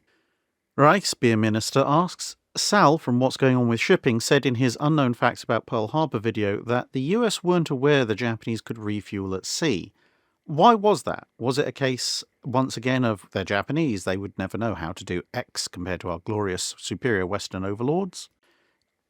In this particular case, it's actually a fairly forgivable error on the US Navy's part, because the Japanese had practiced refueling at sea before, during the interwar period. However, it was somewhat sporadic, and they'd largely gone for the 1 forward and 1 aft setup, the same kind of situation that the British used for a good chunk of World War II, which was harder to maintain and of course meant you could only refuel 1 ship at a time. So while the Japanese were known to have had a fairly extensive interest in refueling at sea, as in they'd been practicing it for quite a while, it hadn't been practiced that much compared to the US Navy, and they were known to be using a method that the US Navy knew at this point was not the best. And therefore they'd concluded that, well, based on that, they can't possibly have any significant implications for their fleet in terms of refueling at sea, the way that the US Navy would perhaps want to do. However, right towards almost the very end of the period of peace in the Pacific, when the Japanese are really ramping up preparations for the Pearl Harbor attacks, the Japanese Navy basically goes on a crash course of practical at-sea refueling. So obviously at this point the Japanese are being incredibly secretive about what they're doing. They have been for some time at this stage, and there is a fair old leap in their at-fuel at-sea refueling capabilities, which obviously then gets used during the Pearl Harbor attack in order to keep the fleet at sea. But to be perfectly honest, given that we're talking about, a handful of months before the actual attack is launched, it's fairly forgivable for US intelligence to miss that, because they're not going to have anyone out there observing these exercises. And the Japanese seem to have been able to keep a fairly tight lid on the nature of these exercises as well, or at least the particulars of what exactly it was they were practicing. Peter Guy asks, I'm curious as to how they calculated the velocity and rotational speed of shells fired from modern battleship guns, say Dreadnought onwards. I've seen such figures expressed as X thousand feet per second of muzzle velocity and Y thousands of rotations per unit time after exiting the barrel. How were such figures calculated in the absence of incredibly high-speed video cameras? I'm guessing based on the weight of the shell, the amount of powder charge, and the particular rifling of the gun at hand. Well, high-speed photography does actually start to come into its own in the early 20th century. The first high-speed photography units are developed in the late 1800s. So by the early 1900s, you could theoretically stick a high-speed camera a couple of 100 feet away from a battleship gun, fire it, and then work out from the pictures what's kind of spacing the shells in those pictures are at, and therefore how fast they're going. But more practically, the way that it would be done, obviously, once you know the muzzle velocity, or very close to the muzzle velocity, you can work out the speed of rotation, because you know what the step in the rifling is, whether it's 1 in 20, 1 in 25, or 1 in 30, and then you can work out, well, if a thing is passing along a rifled section of gun of X length at Y speed, it's going to therefore be rotating at Z RPM. But to do that, obviously you need to know the velocity, and to work out the velocity, one of the easiest and simplest ways they used to work all that out was actually one that went back a fair old distance, which sounds ridiculously simple when you actually stop to think about it. And that was get an inert shell of the correct mass, because you'll see why you don't want the explosive bit in a minute. And then you aim your gun, and you fire your gun, except instead of firing your gun well down range, you fire it at point blank range into a target. But the target is an impact face, so the shell basically slams into it, transferring its kinetic energy to the impact face. And that is then connected on a pivot to a weight, and that is then connected to a gradiated arc, which obviously you can then measure the distance and angle. So the idea being that you shoot your target. Theoretically, the vast majority of the kinetic energy from the impact is transmitted into the arm. The arm then swings, raising the weight, or moving it in some manner, however you want to do it.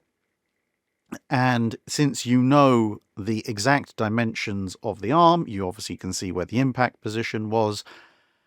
You can work out from the law of moments and from the distance that arm swung up to its maximum exactly how much energy has been transferred, because you need this much energy to lift this weight of the arm this far. It's done that, therefore this much energy has been transferred. Once you have that kinetic energy value, now of course there will be some losses to heat and sound and so forth, but for a decent approximation thereof, it's valid. And as I say, you know now the kinetic energy, you know the mass of the round, because you weighed it before you fired it. And so rearranging Ke equals half mv squared, you can then work that out to show you v squared, which you can then do the square root of, and that gives you v, the velocity. And then once you have that velocity, you can, as I said, transfer that into working out the rotation of the shell. Explicitly Implicit asks, when looking at and comparing internal combustion engines of the World War II era, one commonality virtually all of them share is the 4-stroke operating cycle. I was wondering, why were two-stroke engines so underrepresented in many fields, for example, high-performance aero engines and torpedo engines? Now, I'm not an internal combustion engine specialist, but from what I've picked up listening to particularly aviation historians talking about this, I think, if I recall correctly, that two-stroke engines have a higher power-to-weight ratio and are simpler, well, because there's less parts to them.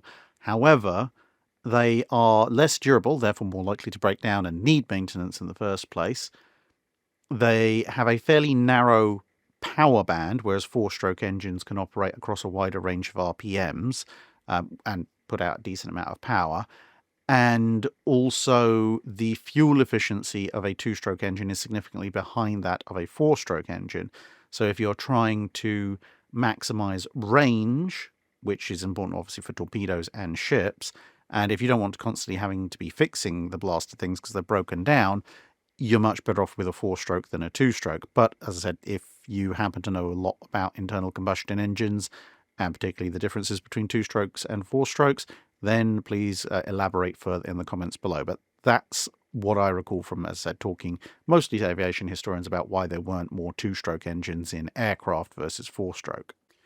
Paul from Chicago asks, I was reading an article about Collingwood in the most recent Trafalgar Chronicle from the Journal of the 1805 Club. All the listeners should check it out. Yes, I highly recommend you do. They also do a really good Trafalgar night dinner.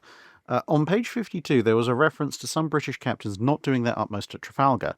It seems almost acrimonious. I'd not heard about this before. What exactly happened? Unfortunately, in some ways, this was Nelson's pre-battle decisions coming back to bite the fleet after the fact, at least from my estimation. So essentially what Nelson had done is, when forming up his columns, he had put the best sailing ships near the front, which made sense to a certain degree, because while that did mean that his particular line ended up with three three-deckers, all one after the other, it also meant that Collingwood's line obviously had Royal Sovereign at its head, but then he was immediately followed by a bunch of third rates. There were several other three-deckers in the fleet, but when you look at the two lines, they're spaced out at irregular intervals, and one or two are actually quite near the back. And as most of you will know, the Battle of Trafalgar was fought in fairly light airs, and no one was making any great progress at any great speed. And this meant that once you came under fire from the Franco-Spanish fleet, you could be under fire from them for quite some time before your ship managed to breach the line and, actually get into the action. And similarly, this meant that ships much further back in the line had even longer to sail before they could get into the action, plus the entire action was kind of drifting gradually eastwards. And because the best sailors were at the front of the line and some of the worst sailors were near the back, HMS Prince, for example, a very powerful ship, but known to sail pretty much like haystacks don't, ended up taking forever and a day to get there. And as far as I know, a lot of the immediately post-battle acrimony where people are like, well, we spent, 45 minutes under enemy fire before we could get a shot off, and then we spent several hours shooting up the French and the Spanish and being shot, and you showed up 15 minutes before it was all over kind of stuff. As far as I can tell, I don't think there was a huge amount of British sailors and captains trying to avoid getting involved in action, but there was an awful lot of the worse sailing vessels not really being able to actually do all that much in terms of getting there, which of course, if you're involved in the prolonged action and you look on halfway to the horizon, you're like, oh yeah, there's one of our ships, and then 2 hours and a lot of cannon fire later, you're looking, oh, they're still coming, they're almost here. You can kind of see how some captains who got involved a bit earlier on be like, oh, were you sure you were doing everything you possibly could do to get involved? Kirsendarken asks, in the age of sail, what was the worst weather a decisive engagement was fought in, and how did the weather influence the conduct and outcome of the battle? There's quite a few different candidates. I mean, the fight between Indefatigable and Amazon versus Droit de l'Homme would be a good one, but one of the ones which I always come back to, and I think long-term viewers will not be surprised by this, is the Battle of Quiberon Bay, which I don't think has ever really been given the full treatment it deserves in terms of dramatic paintings and so forth, because not only was the battle fought at all because the French thought there is no way the British fleet is going to be mad enough to follow us in rocks and shoals they don't know in this kind of weather. Spoiler alert, Admiral Hawke was that mad. But then once the battle's actually engaged, the weather has a huge effect on what's going on, because obviously, even in calm weather, the way Hawke commands his ships running into Quiberon Bay would be considered the mark of a lunatic, let alone doing it in the middle of a massive storm. You know, I'm almost tempted to try and find somebody to commission a song, and I know the title Riders of the Storm has probably been used ad infinitum in various songs of vaguely differing quality, but it really does apply to the British fleet at that point. They're literally running with an oncoming storm, which demoralizes the French quite significantly before the battle starts. But between the onset of darkness and the weather closing in, most of the fleet has no idea what the rest of the fleet is doing on both sides, which at one point leads to Hawke's flagship chasing a good chunk, I think it's 13 other French ships, and the other French ships are like, well, here comes this big English flagship. Clearly no one would be mad enough to try and chase down 13 ships of the line with just one, despite the fact they've just seen Hawke lead his ships through what should have been a suicidal charge. Never mind. Therefore, the rest of the fleet must be following. Therefore, we need to retreat. So you get this sort of almost Benny Hill style situation where 2/3 of the French fleet is running from Hawke in his one ship. And you get all sorts of dramatic stuff. I mean, I've got a 3-part video series on Admiral Hawke, which I want to actually release over the course of a fortnight. So it'd be 2 Wednesday videos and a Friday video. And one of those videos is almost entirely dedicated to Quiberon Bay. But you get all sorts of stuff like a French ship and a British ship trading blows at point blank range, and then a massive wave comes in because they're broadside onto the storm at that point, and the British ship is just that little bit quicker off the mark. It's commanded by a captain who's just that little bit better a sailor, and he manages to bring his ship around just in time to keep it afloat. And the French ship, just that fraction slower off the mark, gets swamped and basically does a Mary Rose, just goes down pretty much instantly, and oncoming ships have to dodge around the mast sticking up out of the water. And Admiral Hawke's flagship, for example, inflicts basically a one-shot fatality on a French ship of the line. And the whole thing, it's more ridiculous action movie than ridiculous action movies are, because in most movies, at least the enemy ship would take more than one broadside to put down. In that particular case, this French ship basically is interposing itself, trying to stop Hawke getting at the French flagship, comes up on a massive wave. Hawke's flagship just delivers a point-blank, full 3-decker broadside into this poor French 2-decker, rips it apart at the waterline, and the French 2-decker goes down the slope of this massive wave that it was previously cresting, filling with water as it goes, and basically as it hits the trough, it just keels over on its side and disappears. It is quite literally, it's a one-shot fatality without even hitting a magazine. And by the time the battle is over, it mostly is over because visibility and the weather have gotten so bad that everybody just kind of goes, you know what, at this point the worst enemy is the sea. We're just dropping anchor here and calling time out on the battle until everything sorts itself out. And then the next day when dawn rises and the weather starts to clear, a whole bunch of ships on the British fleet side are like, oh, you're over there. I didn't realise you're over there. And they can literally shout at each other. That's how close they are. They had no idea they were that close to each other at night because they just dropped anchor thinking, well, I'm in the middle of a swirling rainstorm. I don't know what's going on. And a few French ships are kind of like, guys, we're in the middle of the British fleet. We should probably skedaddle quite quickly.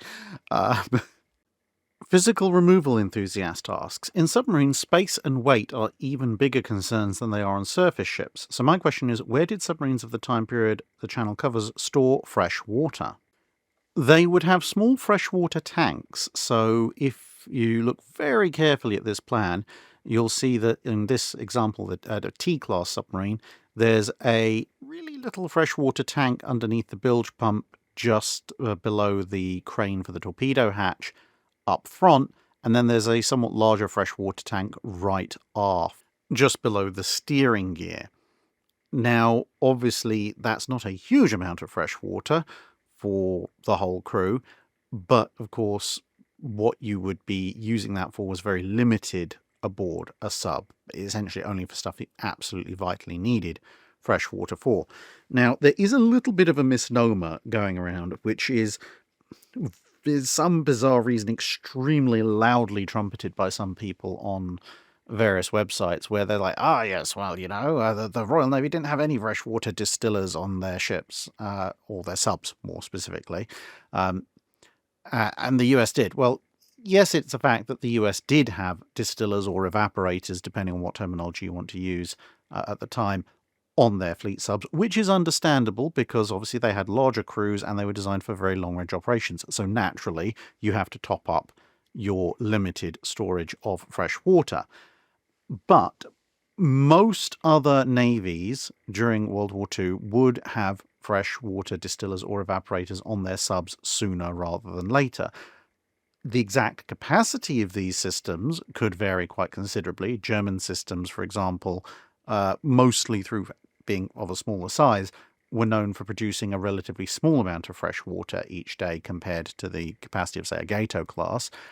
And whilst if you search this plan, you'll be hard-pressed to find an evaporator or distiller labelled on it because, pre-war, submarines like the T-class, which were not designed as long-range patrol submarines, they were designed as attack submarines. They would go out, find a target in a known area, fire off with a massive 10-torpedo forward spread, reload for any targets of opportunity, and then come back. So for them, having fresh water on board could be compensated with by just using those small freshwater tanks. On larger, more long-distance patrol subs and mine layers and stuff, you would find evaporators or distillers. And as the war progressed and it became clear that essentially using T-class subs as interceptors to race out and fire torpedoes and come back home again wasn't really going to be their actual use in World War II, the Royal Navy, shockingly, started to install distillers and evaporators aboard their subs. Again, not quite up to the same level of capacity as the American Gato class, or the Balaus or the Tenchers for that matter, but still enough to keep those freshwater tanks topped off. And ultimately, as well, any submariner who's had to serve on a diesel-electric sub will tell you, even in Cold War era subs, where the distillation systems are considerably more advanced than any sub in World War II, you're still not swimming in fresh water. Well, hopefully not, otherwise something's gone horribly wrong, but you're also not, having fresh water in great supply. You do have to rather strictly ration it. Colin Olsen asks, what would have happened if Lutzow had been in the lead going into Oslo Fjord instead of Blücher? Initially, probably very similar to what happened to Blücher, because, well, assuming that she's fully loaded with troops and explosives and all sorts of other inflammables, then the hit that Blücher takes that causes fires that then set off explosives that then punch a hole through and start to cripple her machinery, the same thing's going to happen to Lutzow. In fact, it might happen worse to Lutzow because Lutzow's deck armor over that area is so fractionally thinner than Blücher's was. You've also got to remember that historically, Lutzow had its forward armament disabled by a lucky shot, but that's neither here nor there, really.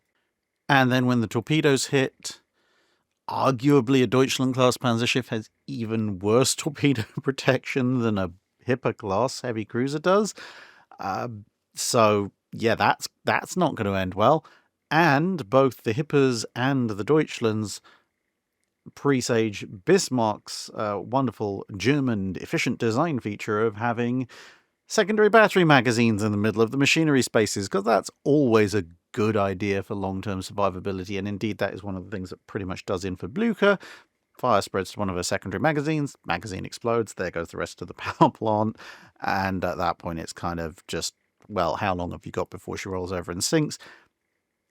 Lutzow's going to be in pretty much exactly the same position. You could make an argument that because she's got a very widespread diesel machinery plant that she'll have some of her diesel still online, so she might retain some more power overall than Blücher does initially. But honestly, once she takes those torpedo hits, fires will be spreading from above and from below. The magazines are still there. They're going to go off. it's going to cripple a good chunk of her machinery, and at that point it doesn't really matter whether you've got 1 or 2 diesel motors still online. It just all that's going to change is whether you sink further up the fjord or where Blucher historically sank. So yeah, it's not going to help. Top tip: don't put large amounts of explosives in the middle of your machinery spaces, these single largest open void spaces on the ship. Because if you start taking damage and fires to them, it's not going to end well for you. I mean, it's not going to end well for you generally if you have a secondary magazine fire, but it's going to end even less well for you if you put it in basically the exact position to be a giant unintentional scuttling charge. The Past is Another Country asks, what did the naval side of 1930s British rearmament look like? In your answer to my previous question, you mentioned that Britain was desperate for destroyers and escorts. Surely they had to realise they didn't have sufficient escort numbers, or was it simply a classic case of too many needs and not enough resources? Yeah, it was mostly too many needs, not enough resources, because there were a lot of very big ticket items that the rearmament funds needed to be put into. Firstly, they had to address some of the shortfalls in maintenance and refits that had been allowed to build up by the Royal Navy trying to maintain the fleet numbers, not necessarily that it needed, because it didn't have the numbers it needed, but trying to maintain the numbers close to what it needed in the face of very strict budgetary controls in the first half of the 1930s. So while they were catching up on that, they also then had to factor in the additional costs of maintaining and operating more ships, because the original plan had been to decommission the R-class on a 1-for-1 basis as the King George V came online, and then decommission the Queen Elizabeth on a 1-for-1 basis as the Lion class came online, and then that all got changed to, actually, we're going to keep the R-class around until the Lion class come into service. So now they're having to operate the R-class for longer, so all that has to be factored in. And obviously, because that also kicks the QEs further down the road, that meant you now had to factor in for the modernisation of some of the Queen Elizabeths, and obviously Renown, preparing for the modernisations of other ships, so all the big ticket ships, the expansion of the carrier building programme. They had to invest in more armour and gun manufacturing. They came up with a plan for Vanguard. What else was there? Cruiser programs, although politically the government was still trying to persuade everyone not to build heavy cruisers. Yeah, that went well, didn't it?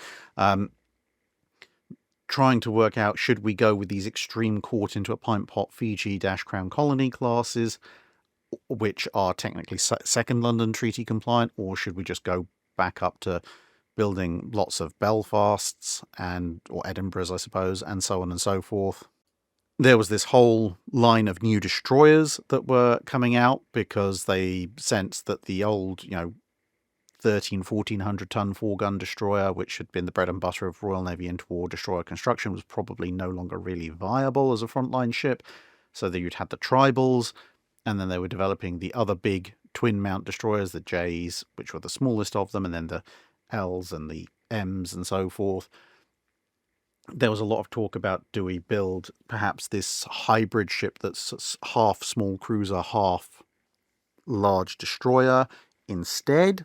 Do we build a combination fleet like the French with large and small destroyers? So they're essentially trying to modernize, rework, and renew the entire fleet from the top down.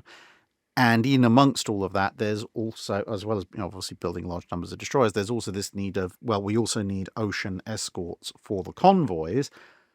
But there's only so many shipyards, and there is only so much money, because despite the fact that everyone's on a big rearmament spree, the Treasury is still desperately trying to stop everything because it's inconvenient for their pocketbooks. I mean, literally, 2-3 months before the war starts, the Treasury is trying to order the Royal Navy that, if you must rearm in a way that isn't going to impinge on British trade in time of war.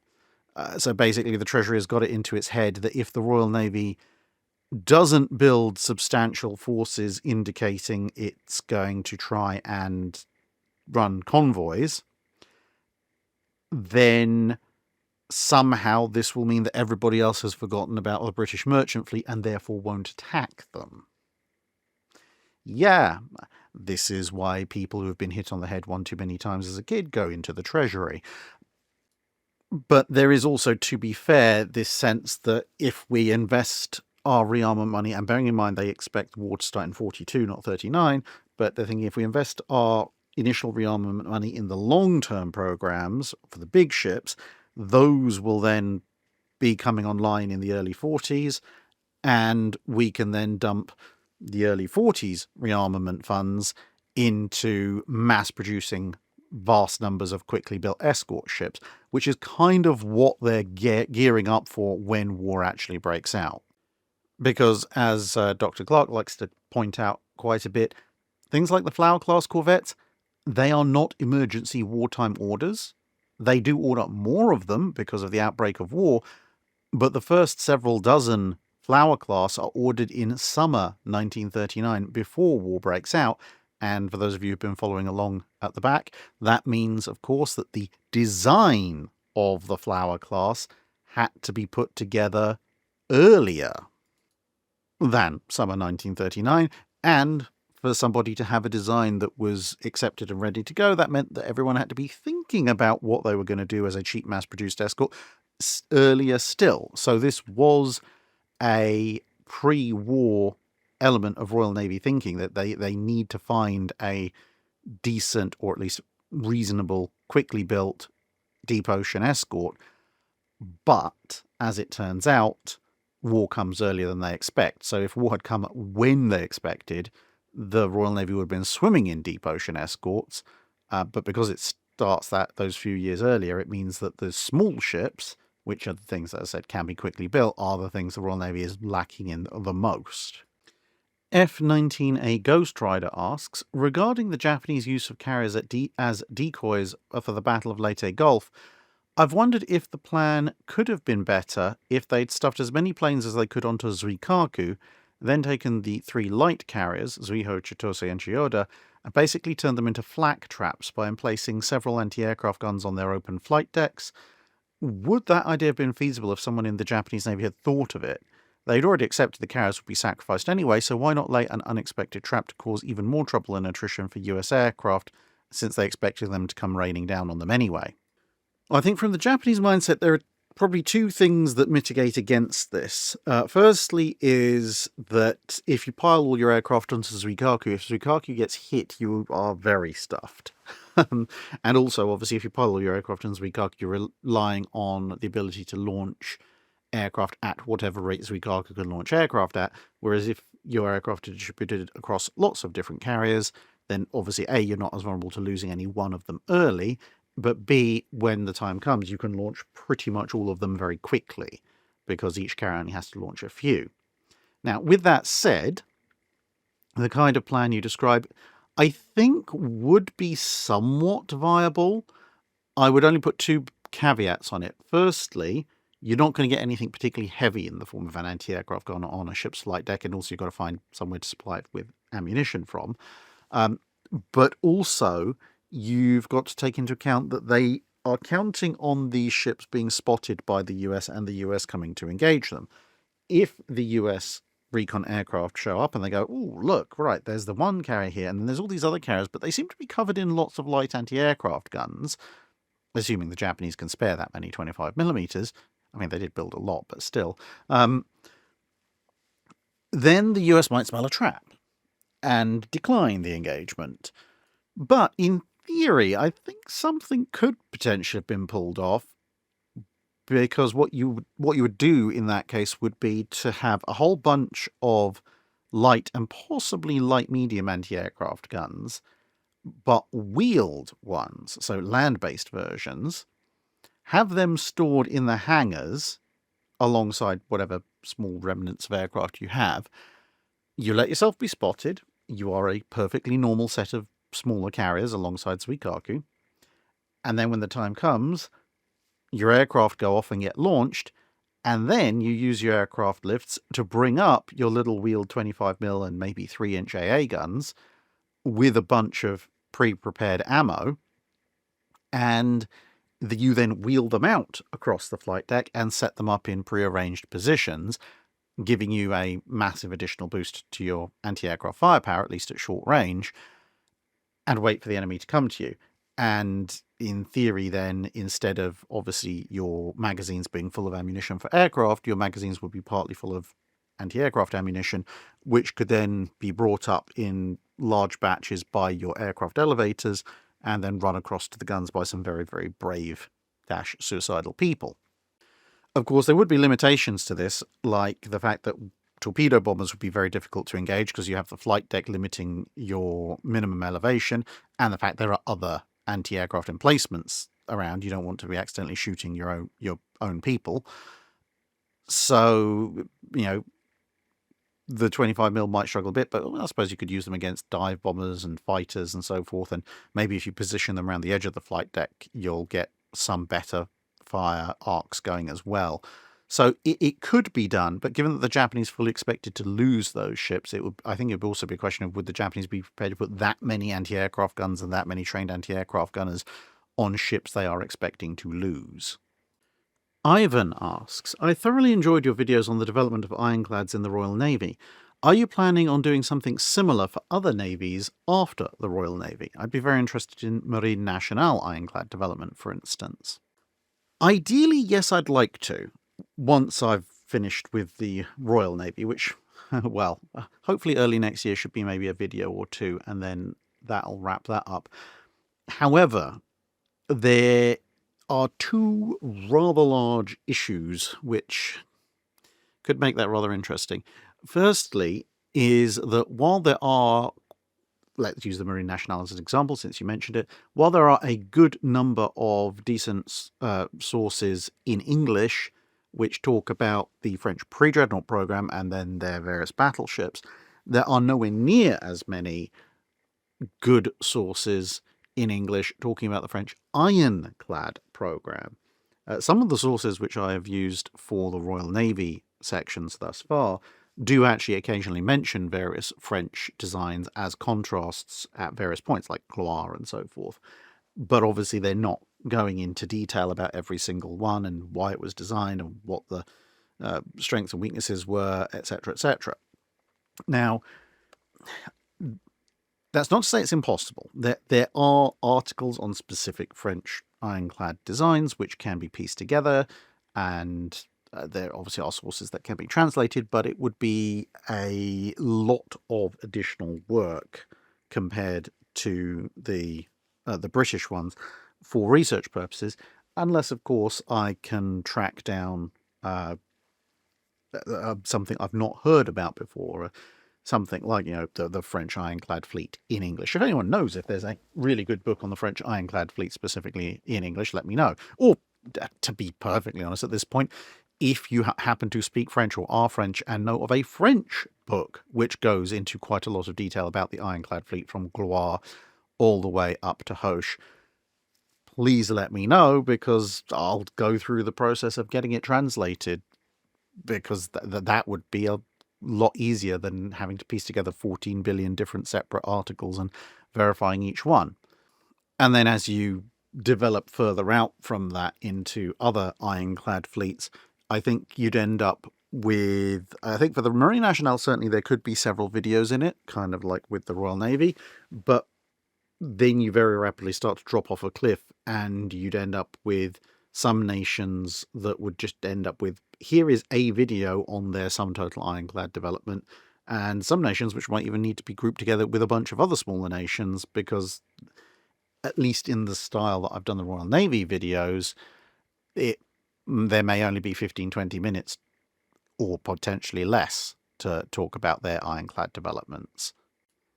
The US Navy, I think there's probably 2 videos in there, because there's one video to talk about the American Civil War era ironclads and monitors, and then another video to talk about what they did between that and the rise of the Steel Navy, which isn't a huge amount, to be perfectly honest.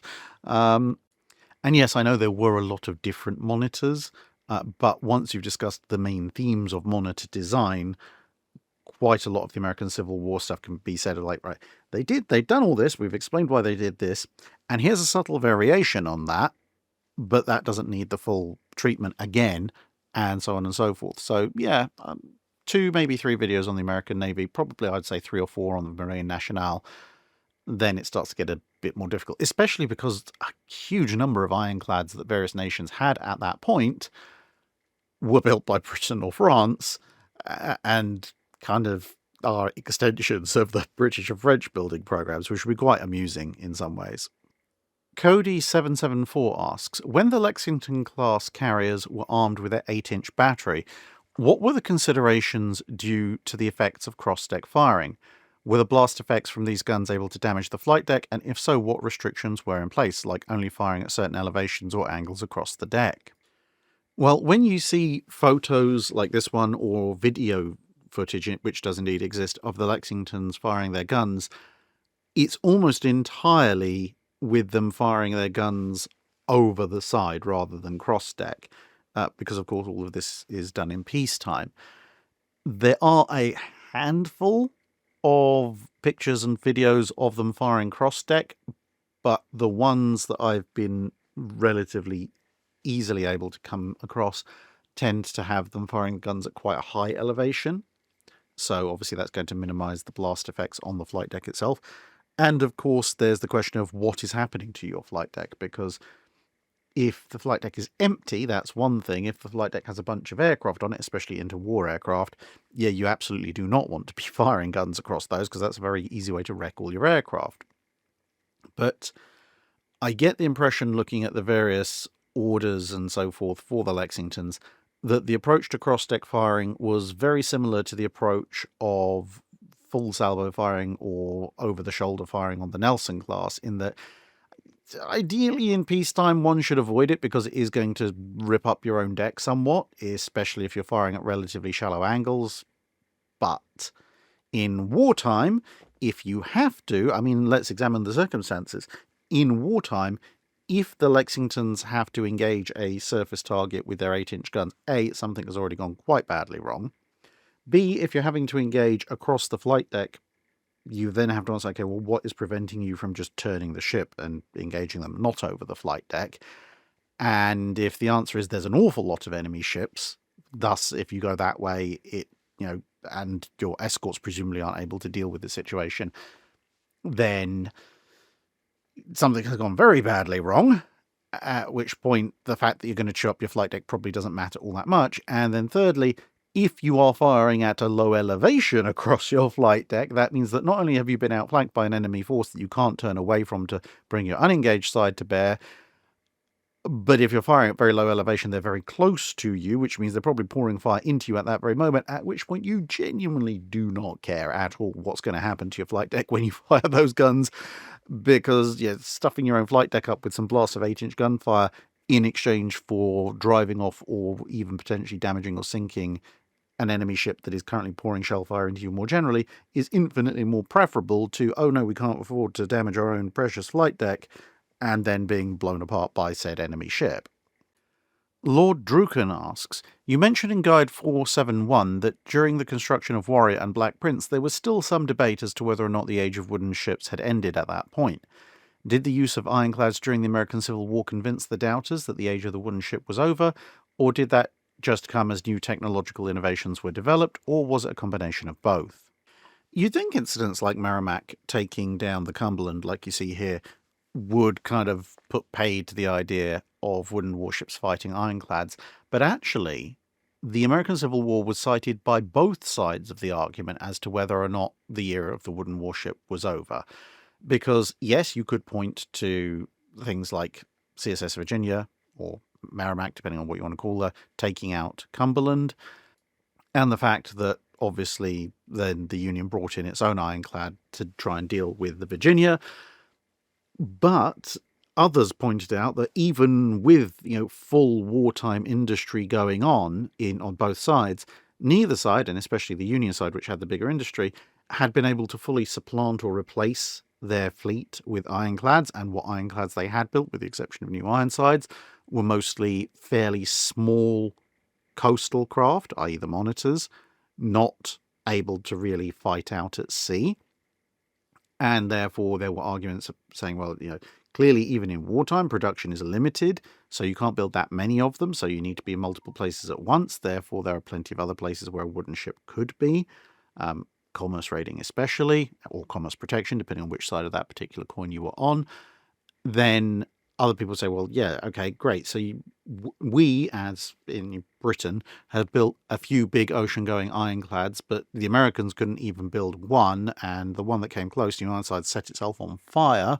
So, therefore, at sea, i.e. in the open ocean, yes, these small ironclads, the monitors, might have considerable firepower per shot, but they only have very few guns and they can't fire very quickly, so a big maneuverable steam auxiliary ship of the line should still be able to close them down and overwhelm them with lots and lots of rapid fire, relatively speaking.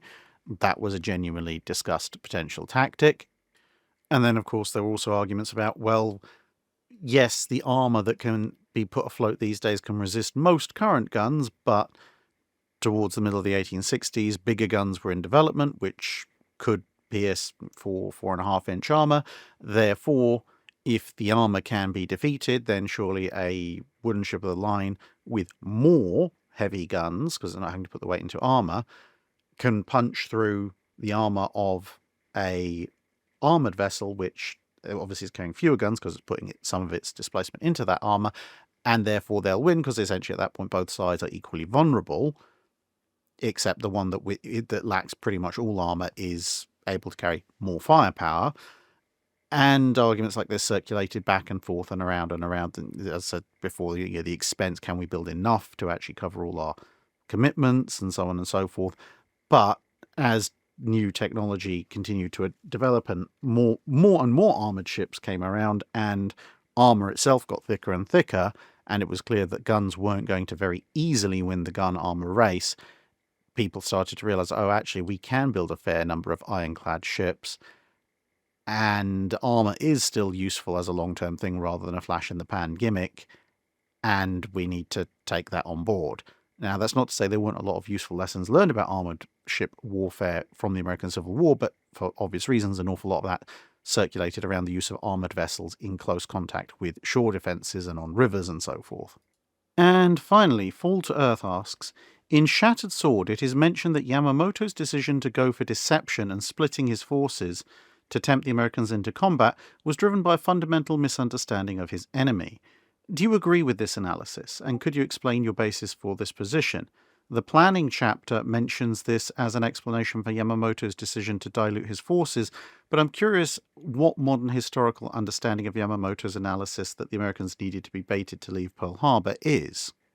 So I should probably go back and reread that chapter again, but if my memory is serving me correctly, my general understanding of the position is essentially that Yamamoto was looking at it from a reasonably logical perspective of, yes, the operation is designed to take Midway. However, ideally, we also want to lure out and destroy what's left of American carrier strength,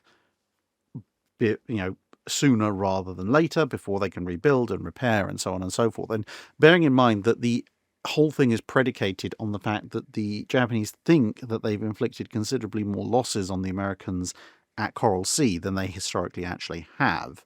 So they're thinking that the US is not able to really deploy that much in terms of carrier strength. And so, again, as I say, Yamamoto's looking at it from a logical position of, if I was in the enemy camp and massive, overwhelming enemy forces were coming at Midway, and I only have a limited number of forces left to me, and it's very clear that I am going to lose if I take my small fleet, presumably at that point, according to Japanese intel, maybe 2 carriers, up against 6 or more, then I won't do that. I would rather, tie down Japanese forces attacking Midway. Yes, I might lose Midway, but that's better than losing Midway and my fleet, and then, because I've lost my fleet, we lose Midway anyway.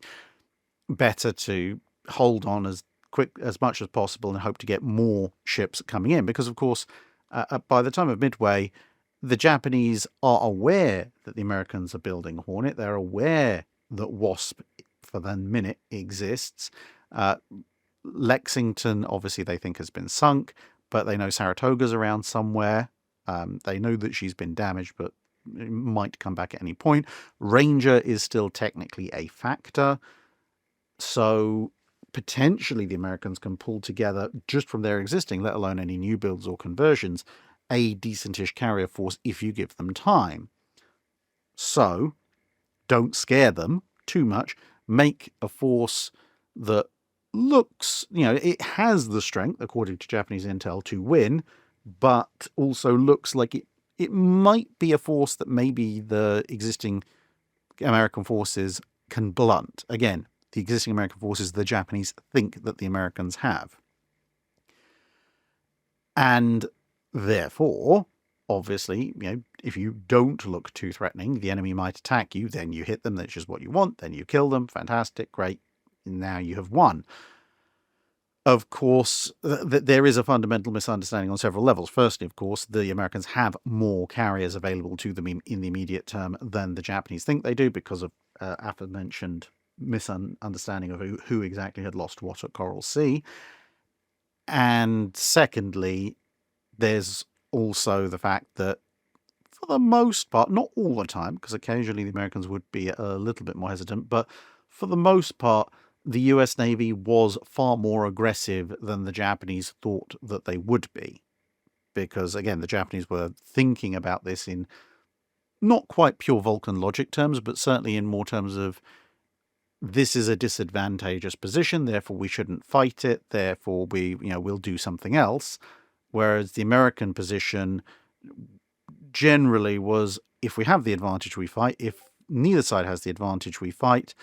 And if we have a slight disadvantage, we fight anyway. And only if we have a really, really, really big disadvantage will we think about potentially not fighting, but we probably will want to anyway, depending on who's in charge. So factor in that obviously the Japanese Navy has other objectives than Midway, and suddenly the Japanese show up with a force that, at least carrier-wise, thanks to that combination of faulty intel and not being laser-focused on assuming the worst situation in terms of what the enemy opposition could be, the Japanese show up with a fleet where the Americans are going to go, you know what, I think we can have a chance here. And it turns out they do. At least that's my understanding of the general position from memory. And that wraps up this particular Patreon Drydock. Thank you very much for listening, everybody. And, it's the end of 2025, onwards into 2026. And hopefully it will be a decent year for the channel going forward. Who knows, the AI slop channels might even die horribly in a fire. We can but hope. Anyway, see you again in a hopefully wonderfully toasty new year.